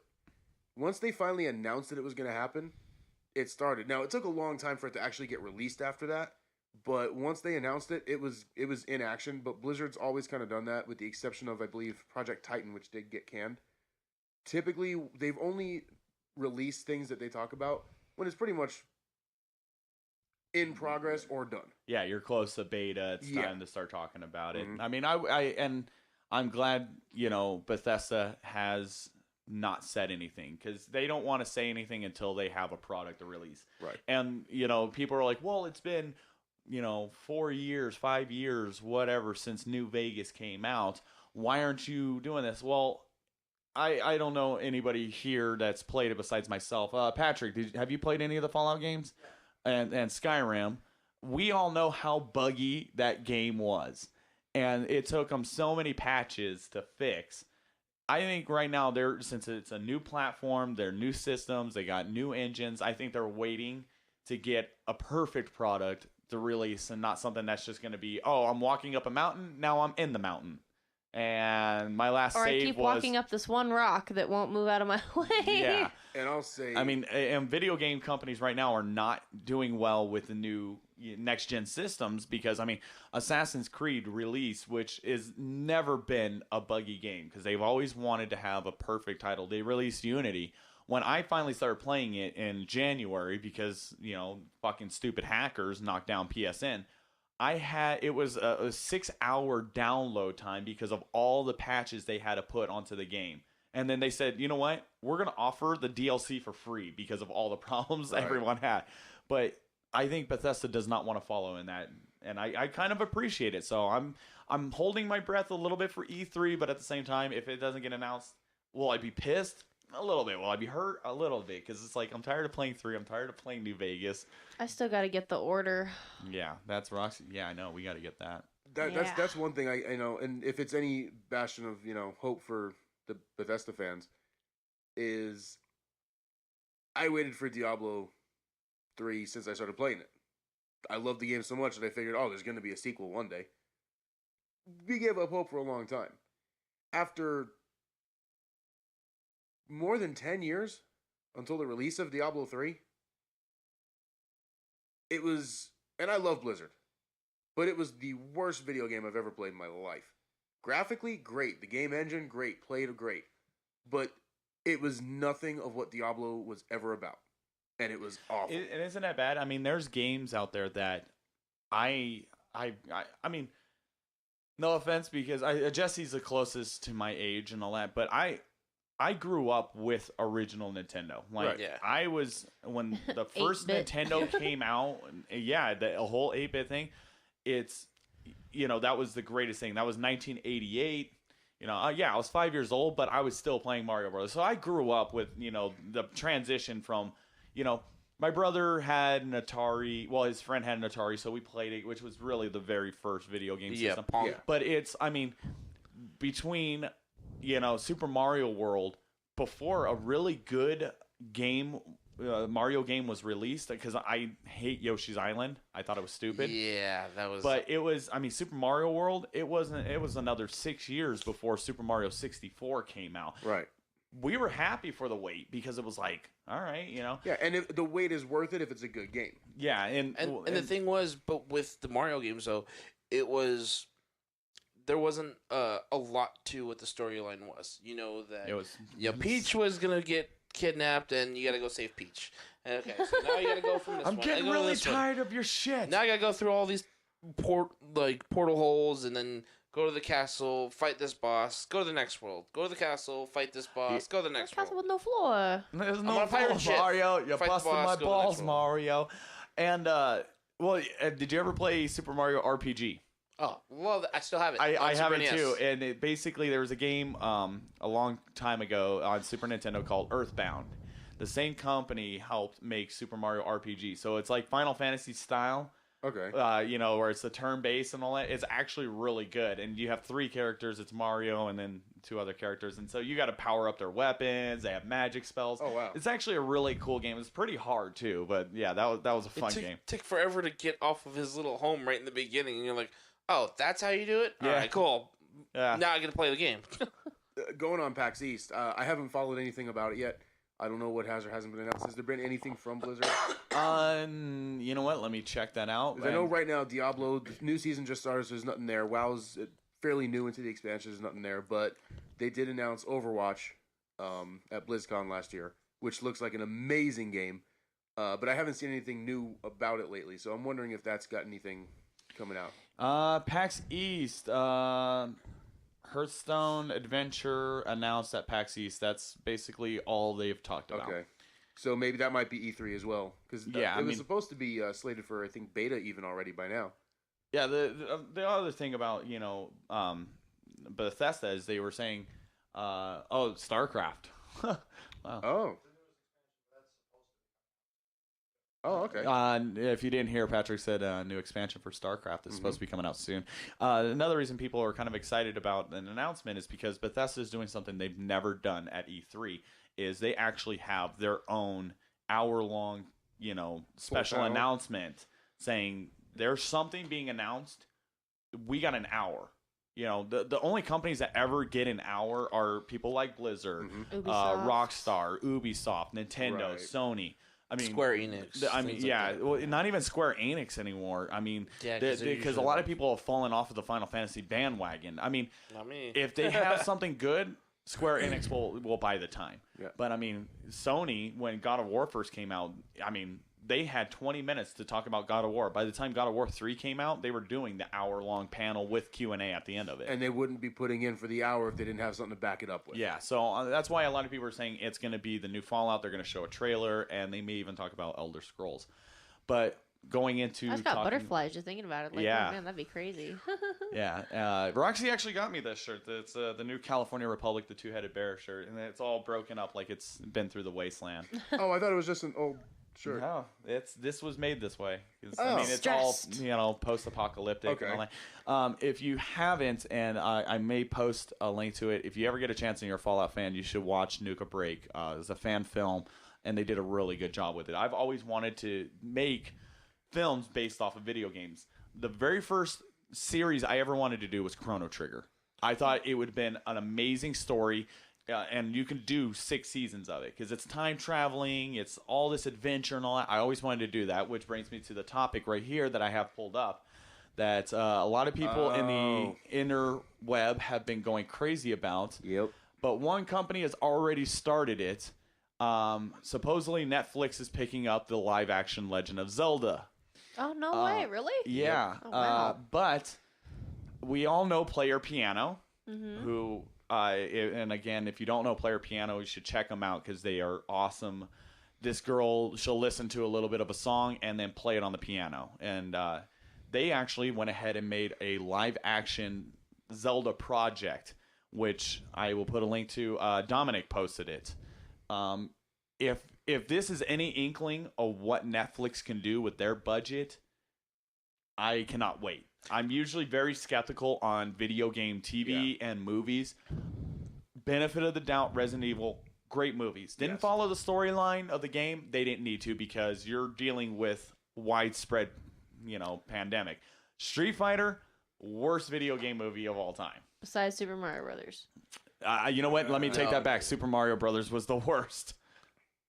We're gonna leave the movie, We've best yet or to worst. we've yet to see Assassin's Creed. Michael Fassbender. I'm just watching it because my future ex-husband is in that movie, so I'll definitely be I don't know if you midnight mentioned- release. Sorry. You mentioned fan films. This is already old news because it's a week old and because of the internet. If it's not at least 3 days, it's already out of people's minds. But the Power Rangers fan film that was made. Oh my god, that was amazing. It was amazing. It was amazingly done. It was amazingly directed. But a lot of people didn't like it, including the original Green Ranger. He did not like it at all. No. He liked it. However, this is what he said. He said, "Do I like it for what it was?" He's like, "Yeah, it was a cool film," but he's still in the same mindset as like what was it, Saban or Sabian? Yeah. It's not what Power Rangers not is. theirs. Yeah, Yeah. and they wouldn't agree to something like that. So because of that, he doesn't condone it. Right. But he didn't necessarily say he didn't like it. In fact, he even knows a lot of the people that made that Right, film. but the gist of what he was saying is that this is not the Power Rangers. It's a cool film in its own right. And if something, I would actually, if something was adapted off of that, stylistically even, without being the Power Rangers, I think it would be an awesome story because it looked really cool. But it's not the Power Rangers. From what he said, though, I think what I took from what he said and the reason why he posted his comment about it, I think the one thing that he was most pissed off about is they didn't invite him to do it. Because he's like, I will be Jealous. I Tom, mean, he's too busy trying to do UFC fighting right now. He's got to pick one or the other. Yeah. with the many videos he does every single day. Hey, him versus Rousey. Oh, dude, Rousey would kill him. I'm sorry. Right. We all saw that video of Ronda Rousey taking out the guy. Did you see that? Or the No. guy, he's like, I don't think he says something like, "You're a pretty powerful girl, but I just don't think you can beat up a guy." And she's wearing a blazer and jeans, and so they get him where he's grappled her, and she just flips him over her shoulder and just slams him onto the ground and breaks his ribs. Actually, Wow. yeah. Because I just saw a headline with her, I think this morning or the day before, saying, "I will take on 100% of the men in my weight bracket and yeah. beat them all." Yeah. That's bold statement for any fighter. I mean, you're talking about retirement, and now you're talking about I can kick everybody's ass. We had that conversation. Mr. Patrick and I had that conversation about, she kind of has no choice but to retire. Why? I mean, because if you fought pretty much almost every woman in your weight division and have beat them in under 30 seconds, it's not a challenge. It's boring. You know you're going to go in there. You know you're going to whip their ass in the first 12 seconds of the round. Well, what's the point? then that's now up to the UFC to go out and find people that can beat Ronda Rousey. Right. There is a fighter in the UFC who's actually in I don't know how the women's go, but there's a woman that has already said that she wants to challenge Ronda Rousey. They're in different weight classes, I guess. But this woman is so confident that she would destroy Ronda that, she's like willing to put up all the money to put the fight on. I mean, I'm kind of happy that Ronda said that she will do a rematch if Kat wants to. Yeah. Yeah. I mean, because, it was an unfair fight. It was over too quick, It wasn't even a fight. I mean, it really... But that's what I mean, though. I mean, if I was in Ronda Rousey's shoes and I was like, okay, I've pretty much beat everybody I can beat at this point... If they're not going to let me fight men, I might as well retire. Are they not going to let boring. her? Is that a rule? I mean, they brought up an interesting point. We should get Patrick on this. He knows more about this than. Yeah, come on in, Patrick, ladies and gentlemen. Oh, yeah. I think you might want to go over there and steal one of theirs. But ladies and gentlemen, you're going to have Patrick come in, who is going to be the host of The Scale, which appears on Rejected Minds. Let's go ahead and give a plug to Rejected Minds. Rejected Minds. Rejected Minds. Yay, Rejected Minds. Thank you guys for watching so far. I know this is a pretty long episode, but I mean, this is basically the idea that we have behind the show. The next couple episodes, we'll have it more honed in and probably keep it around an hour. Yeah. But since this is the first episode, it's kind of special. Thank you for tuning in. And also, we've been talking, this is also going to be a podcast, so if you want to get it on your iPod or iPhone or whatever, you can download it and just listen to it. You don't have to hear all the things, even though you're going to want to see the picture of the tank. Right. You're going to have to go online just to see it. So, how you doing, Patrick? I'm fantastic, and I'm wonderfully dressed. You are wonderfully dressed. So, real quick, Patrick, little background of you. You work in kind of the business of what's your term? Because you go to a lot of fights. I do film crew work. I work the Fox Sports desk at all of the UFC events that they have here in town, along with a bunch of other stuff. So you go to a lot of fights. You witness it firsthand. But because of that, I've been to a fair number of fights. I've been sort of backstage for a lot of press conferences and discussions and different things with Dana White and with several other people really who are involved in UFC. He has stated in no uncertain terms that he has no intention of ever allowing crossover fights between men and women, largely because there's still been so much difficulty getting the UFC into certain markets. It's still viewed as sort of a human cockfighting thing in a lot of areas. And as Rousey herself has said, all that needs to happen is some guy who's, some politician in New York flips on the TV and sees a guy beating the shit out of a woman in a UFC fight, and it's never happening in the state of New York ever. Because already they've met so much resistance there. So that's something that he's stated very firmly is not going to happen. And if it were to happen, it would be so far in the future that it would be well past Rousey's career really I gotcha. Ending. As far as the fighters to challenge her, there's what's her name? Beth Correa? Is that the one you're talking about? Yeah, I think that was the name. Who's had this whole thing about gunning for her and has like beaten a couple of her training partners and stuff in fights. But the thing is, she's still like the number 8 ranked contender. She's working her way up through the women that Rousey's already beaten the shit out of. So saying, "Oh yeah, I'm coming for her. I'm going to get her." Well, that's great. That's what Kat Zingano said. Yeah. That's what Alexis Davis said. And combined, those fights lasted a total of 30 seconds. So come and get her. You know, and I gotta say, I gotta hand it to Ronda. I mean, when I first heard women were gonna start doing UFC, Ronda and Zagano were not what I pictured fighting. I thought I was gonna see, shaved head with a mohawk kind of woman, like, I want snoo, and just like started beating people. I was like, wow, these are actually relatively decent looking girls beating the shit out of each other. It's like, do I like the UFC? I have a weird stiffy all of a sudden. Yeah, I got a weird boner. I mean, and maybe that's why they let women fight, because it's like some guys are getting off on that. Like, yeah, punch her again. I see it as, anybody, and we've talked about this with sports in general. Anybody should be able to play. Should there be cross? In some regards, I think there should be. I can see where what's the term? Is bureaucracy the term? Where it could become a problem in certain things like beating the shit out of people. But, it's enjoyable to watch anybody playing sports competitively. Yeah, so like I don't feel like I think that if there was an opportunity for there to be a crossover in, like, say, basketball, or baseball, or something like that, but full contact sports like football, rugby, hockey even, I would shouldn't necessarily be allowed, because you look at, there's no weight divisions in hockey, there's no weight divisions in football. You just are who you are, you get out there, you play for your team. And if you've got a 300-pound linebacker smashing the hell out of a 120-pound girl who just decided she wanted to play in the NFL, you're going to have a serious problem on your hands. That's just physics. I would say yes and no to that. I mean, there have been plenty of, and especially in the last, 8-9 years, of women actually making college-level football teams as kickers. Because there's the rule, you don't hit the kicker. Right. You hit the kicker, you're getting fined, you're getting suspended.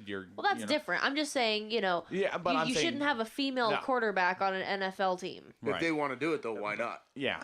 Well, that's kind of different. If they're open to getting destroyed like Tom Brady, getting hit and just mouthed to the ground. You hear that, Mark Smith? You hear that, Mark Smith? Huh, Michelle? That's different than UFC, though, also because in football, it's full contact, and hockey, it's full contact, but the objective isn't to beat the other person. That's true. up. No, that's but when you already have a culture that's got so many issues with violence against women, the last thing we need is dudes on TV beating the shit out of women. Right. And I'm a huge advocate for women, being part of a man's world, obviously, but I just think it's not even it's a lot of it is safety.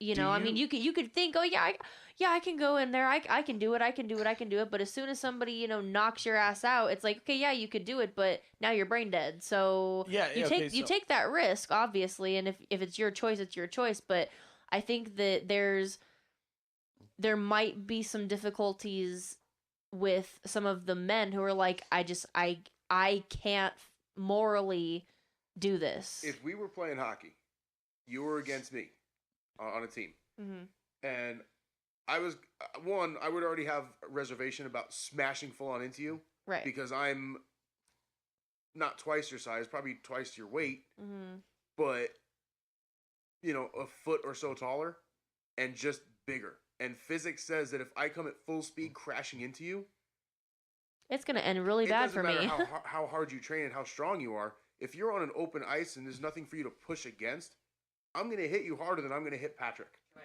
Yeah. Or Chris. The main thing you actually want to take from Hold on, Jesse. I was saying the main thing you actually want to take from that is playing something like football or hockey and having women in there. Yeah, it'd be their choice if they wanted to have it, but it would make the men feel like because they were restricted. I'm not playing to the fullest abilities that I can play. With that being said, I just beat myself over the microphone. That's what that sound was you just heard. Bam. With that being said, okay, we're saying someone like Roxy plays, but let's take Roxy out of the equation. What about the women's hockey team for the Olympics? Especially, let's get a woman Russian hockey player. I'm pretty sure they're going to be able to take a hit and dish one. Yes, and that's ultimately the thing. It's not about the gender; it's the size. Yeah. If you've got a girl that's 6'4" and 200 pounds, okay, yeah, let her play with if the boys. she's my height and weight and built this, trained the same. Yeah, then I'm it's equal. gonna go ahead and say her name here, Roxy Epoxy from the Epoxies. She's been injured this season, but I mean she plays up in Portland on a women's hockey league. But she's a goalie though. She's not really in direct fire of the other the other players. I mean the bruises and all that. She's always talking about like she got hurt, but she wants to continue playing. It's like that. Right. There's a lot of heart there that keeps the women going. Yeah. Well, of course, but I think I think it would be cool to see Ronda Rousey fight a guy like that's in her weight class or close to at least. And I think it would be cool, but I don't see it happening. Not in this world. because you already know that if there is a guy out there who's like, okay, yeah, I'll fight her, he's gonna catch so much flack for it because like, you're a woman beater. No, I'm fighting an opponent. Well, what's she's Ray a woman. Rice doing nowadays? Oh, too soon. Where's the ice? Where's the ice? Too soon? I mean, come on. All right. So, well, since we went ahead and went on the sports, I had a topic that I was going to save and all that, and we're talking about women in sports. Baseball season starts in just a couple of weeks, and Mr. Alex Rodriguez has made his debut back with the Yankees. How do you feel about that, John? Let's see how New York you can get on this I one. knew you were going to try and get my goat at some point tonight. It's already starting just because you mentioned his name. Alex Rodriguez. Here's the thing. Here's my bottom line with Alex Rodriguez. And you know what? I'm sorry, John. I'm gonna have to post the picture right when you say that of Ricky Spanish. So A-Rod just made his debut down in spring training. My dad made a great point to me. And even though I don't necessarily completely agree with it, I see what he's saying. And hold on. Jesse's saying he has to go. You want to get on camera and say goodbye to everyone? Now it's time to say goodbye. It's way over here, man. To Jesse the roadie. Oh, sorry. Have a good night, guys. Jesse Soto, the Soto sauce. Bye, Soto sauce. Bye. I know. It's a 3-hour, podcast. I didn't expect it to go this long. But okay, so spring training, Alex Rodriguez, your dad made a good point. All right. So he goes, Darth Vader. The whole Star Wars thing with Darth Vader in the end, throwing the Emperor down the well, the power shaft, blowing the thing up, and kind of redeeming himself in the end. Power shaft. Power shaft. I couldn't think of anything better. What the fuck? Okay, like a so porno. you're going to market that, right? Power shaft. Right, the power shaft. This is your new dildo, the power Yeah, shaft. I'm debuting at Deja Vu next week. Oh my. So I can kind of understand. He's been off the juice now, if you figure, for probably a couple years since he came under real heavy fire for it. So he's probably been clean for a little bit, and he's gonna play this season. If he does well without the juice, I'll give him a tip of the hat and say, thanks for helping the team get to a decent season this year. I am never gonna like the guy. I'm never gonna consider him a true Yankee. And that doesn't just go for him, because then I'd be excluding all the other cheaters. That goes for players that I loved before. Even Pettit with his steroids, Clemens, there's so fucking many of them, and it pisses me off. And a lot of people take the thing of, well, everybody's doing it, so it's not a big fucking deal. It is a big fucking deal. I love baseball because it's the sport that I grew up watching, and Jeter was my hero. He is my generation's hero. And from anything that I've ever seen, he never touched it. And he had an amazing career. So why do these other guys need it? So... Because they're not Jeter. Because they're not Jeter, right. And for, A-Rod, it wasn't the steroids that made me not like him. I didn't like him when he came to the Yankees. I didn't like his attitude. I didn't like the way he played. He would hit great numbers in the season and then drop out in the postseason. Overpaid, oversexed, over here, and just not enjoying it at all. Just go Chicken Run. I did just go Chicken Run. The guy who's never watched a movie, and he's sitting here. I've watched that movie like 20 times. Yeah. I have to interject with a quick question, though. If we're doing this Darth Vader comparison here, and assuming that A-Rod is Vader, in order to redeem himself and throw the Emperor, does this mean that he now has to hurl George Steinbrenner's corpse down a well? You know how many people want to do that anyways? If you can't be a cheater, be a cheater.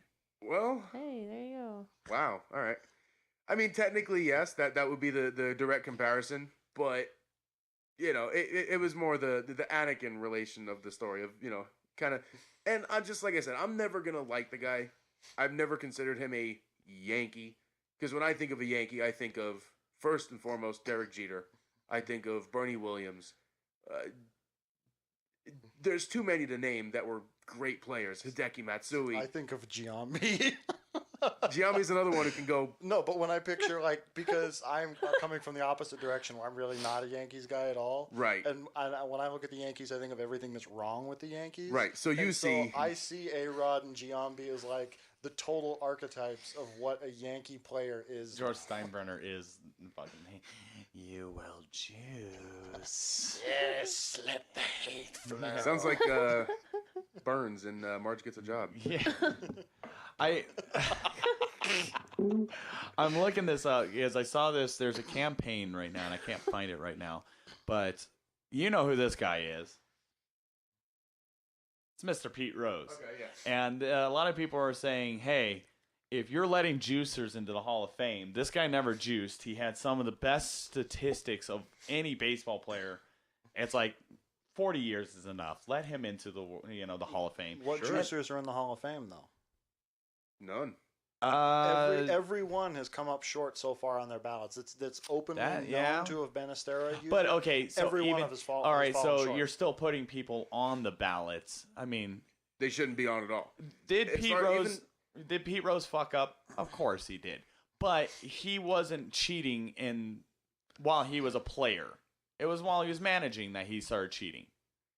The guy has amazing stats. You can't deny that. But to be blacklisted, like they said, 40 years is long enough. It's like, let it go. Put him in the Hall of Fame. And I just found out Pete Rose's birthday is the same as mine. It's just, I'm not nearly as old as Pete Rose is. Right. Happy early birthday, Pete.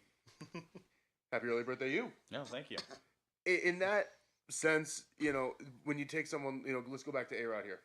Let's say he plays this season, then it's just as like, all right, I'm going to prove that I can do it without the steroids and then cut out after that. So let's argue that this is his last season, or he plays through his contract. I forget how much longer he has on it. He hits the postseason. The Yankees go to the World Series, win the World Series in a sweep. And it's because A-Rod, every time he comes to bat, hits a home run on his own merit. Still, he should never even be thought of for Hall of Fame. Ever. Not even once. He shouldn't even be a consideration. And that goes hand in hand with any... And it kills me to say this about so many great Yankees that I loved watching growing up. Again, Pettit. No. None of these great Yankee players, if they juiced, they're fucking out. He's really more in the category with like Bonds, where the question becomes this whole argument about would he be a Hall of Famer without the steroids? He'd won with Bonds. He'd won 3 MVPs before any of the juice. So sure, the all-time career home run leader thing comes up later on with steroids, but would he have made it in on his own merits? But again, we run into that question of if you cheated for a big section of your career, then you're just kind of out, period, and sorry you lost other stuff. And here's what I look at that statistically. Bonds. And I'm going to go off the postseason, because the postseason is where it really counts. In any sport. Which is why I loved so much that 2 years after Bonds was done on the Giants, they started winning World Series. Yeah. Which is just poetic. But take A-Rod's stats now and look. His postseason is pretty abysmal for the most part. He had 2009. He was good, but for the most part, his postseason numbers were not impressive, and that was part of the reason I didn't like him. For that much money, you better be impressive. So the steroids can't help you hit the ball.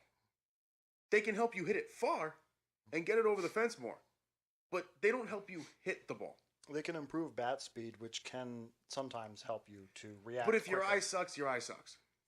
If you're not, it wouldn't be as much of a drastic thing as, say, the power in terms of actually hitting it in accuracy.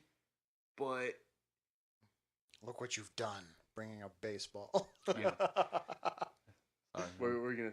No. I'm just still laughing about Barry Bonds because I love how he says, I never juiced once. It's like, here's your rookie card. Here's your final card.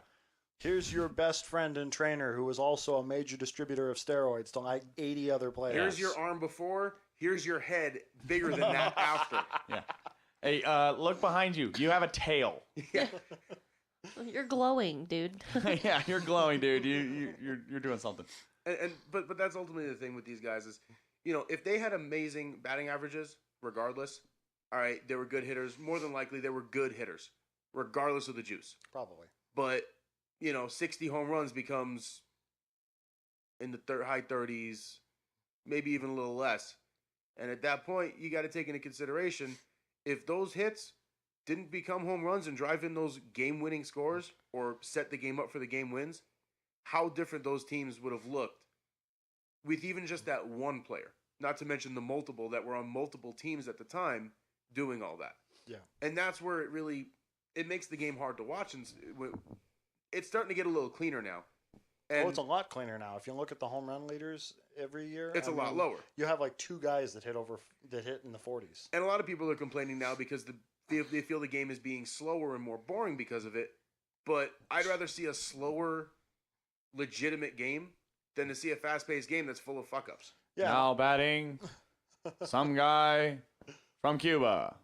Well, and honestly, it's so I don't know. It's so much more tense and exciting, I think, to watch a 1-0 or 2-1 game because Absolutely. every hit, everything matters, and plus, it's great to see some like really strong young pitching come in. That's not just immediately getting shelled out by all these roided out 35-year-olds. Yeah. Me personally, I'd rather watch Clayton Kershaw and Madison Bumgarner pitch all day long than watch Barry Bonds and his Goodyear blimp head go up there and hit phony home runs over a 12-foot fence. Well, got your motor running on that one there. Should have saved that one for the next episode. You know how to you know the buttons to push. Yeah. Well, we're gonna go ahead and wrap this up because it's already gonna be about a 3-hour episode. But it is the first episode, and we wanted to show you guys kind of what we're gonna be doing. Saying all and nothing. We're literally gonna talk about all and nothing. Yes. A lot of it's just gibberish, I think, at this point. He's got the all, and I got a whole lot of nothing. Yeah. I mean, we're going so long, I had to take a pee break in between you guys talking. There's commercials. We never even got No, the assholes thing. I literally got up while you guys were looking at that picture to go pee. I hope the flush came through. I think I heard it. Yeah, we'll see. But so that's gonna be it. Patrick, thanks for filling in for Jesse there. Jesse had to see. That's how long we ran. Jesse was like, "I gotta go. We gotta cycle in the B team." It's like he had to go to school. P squad. He's like, I gotta hurry up and get home before my mom yells at me. Oh, I just farted too. I've been holding that for a while. I'm sorry, man. It's been going on. So Patrick, thanks for joining us. Patrick will be on the scale. We got a good question actually for you guys, so that will be coming out soon. Roxy, thanks for joining us on the couch. Your makeup is already gone because you've been on that couch for so long. So thanks for joining us. No And John Mills, of course, you're going to be here next time, and I'm going to be here. That's going to be it. Let's get out of here. And thanks for watching. I got nothing else. No, that's it. Thank you. All right. Thank We'll you, see you guys Rejected next time. Minds. Thank you. Thank you, Rejected Minds. Thank you, everybody.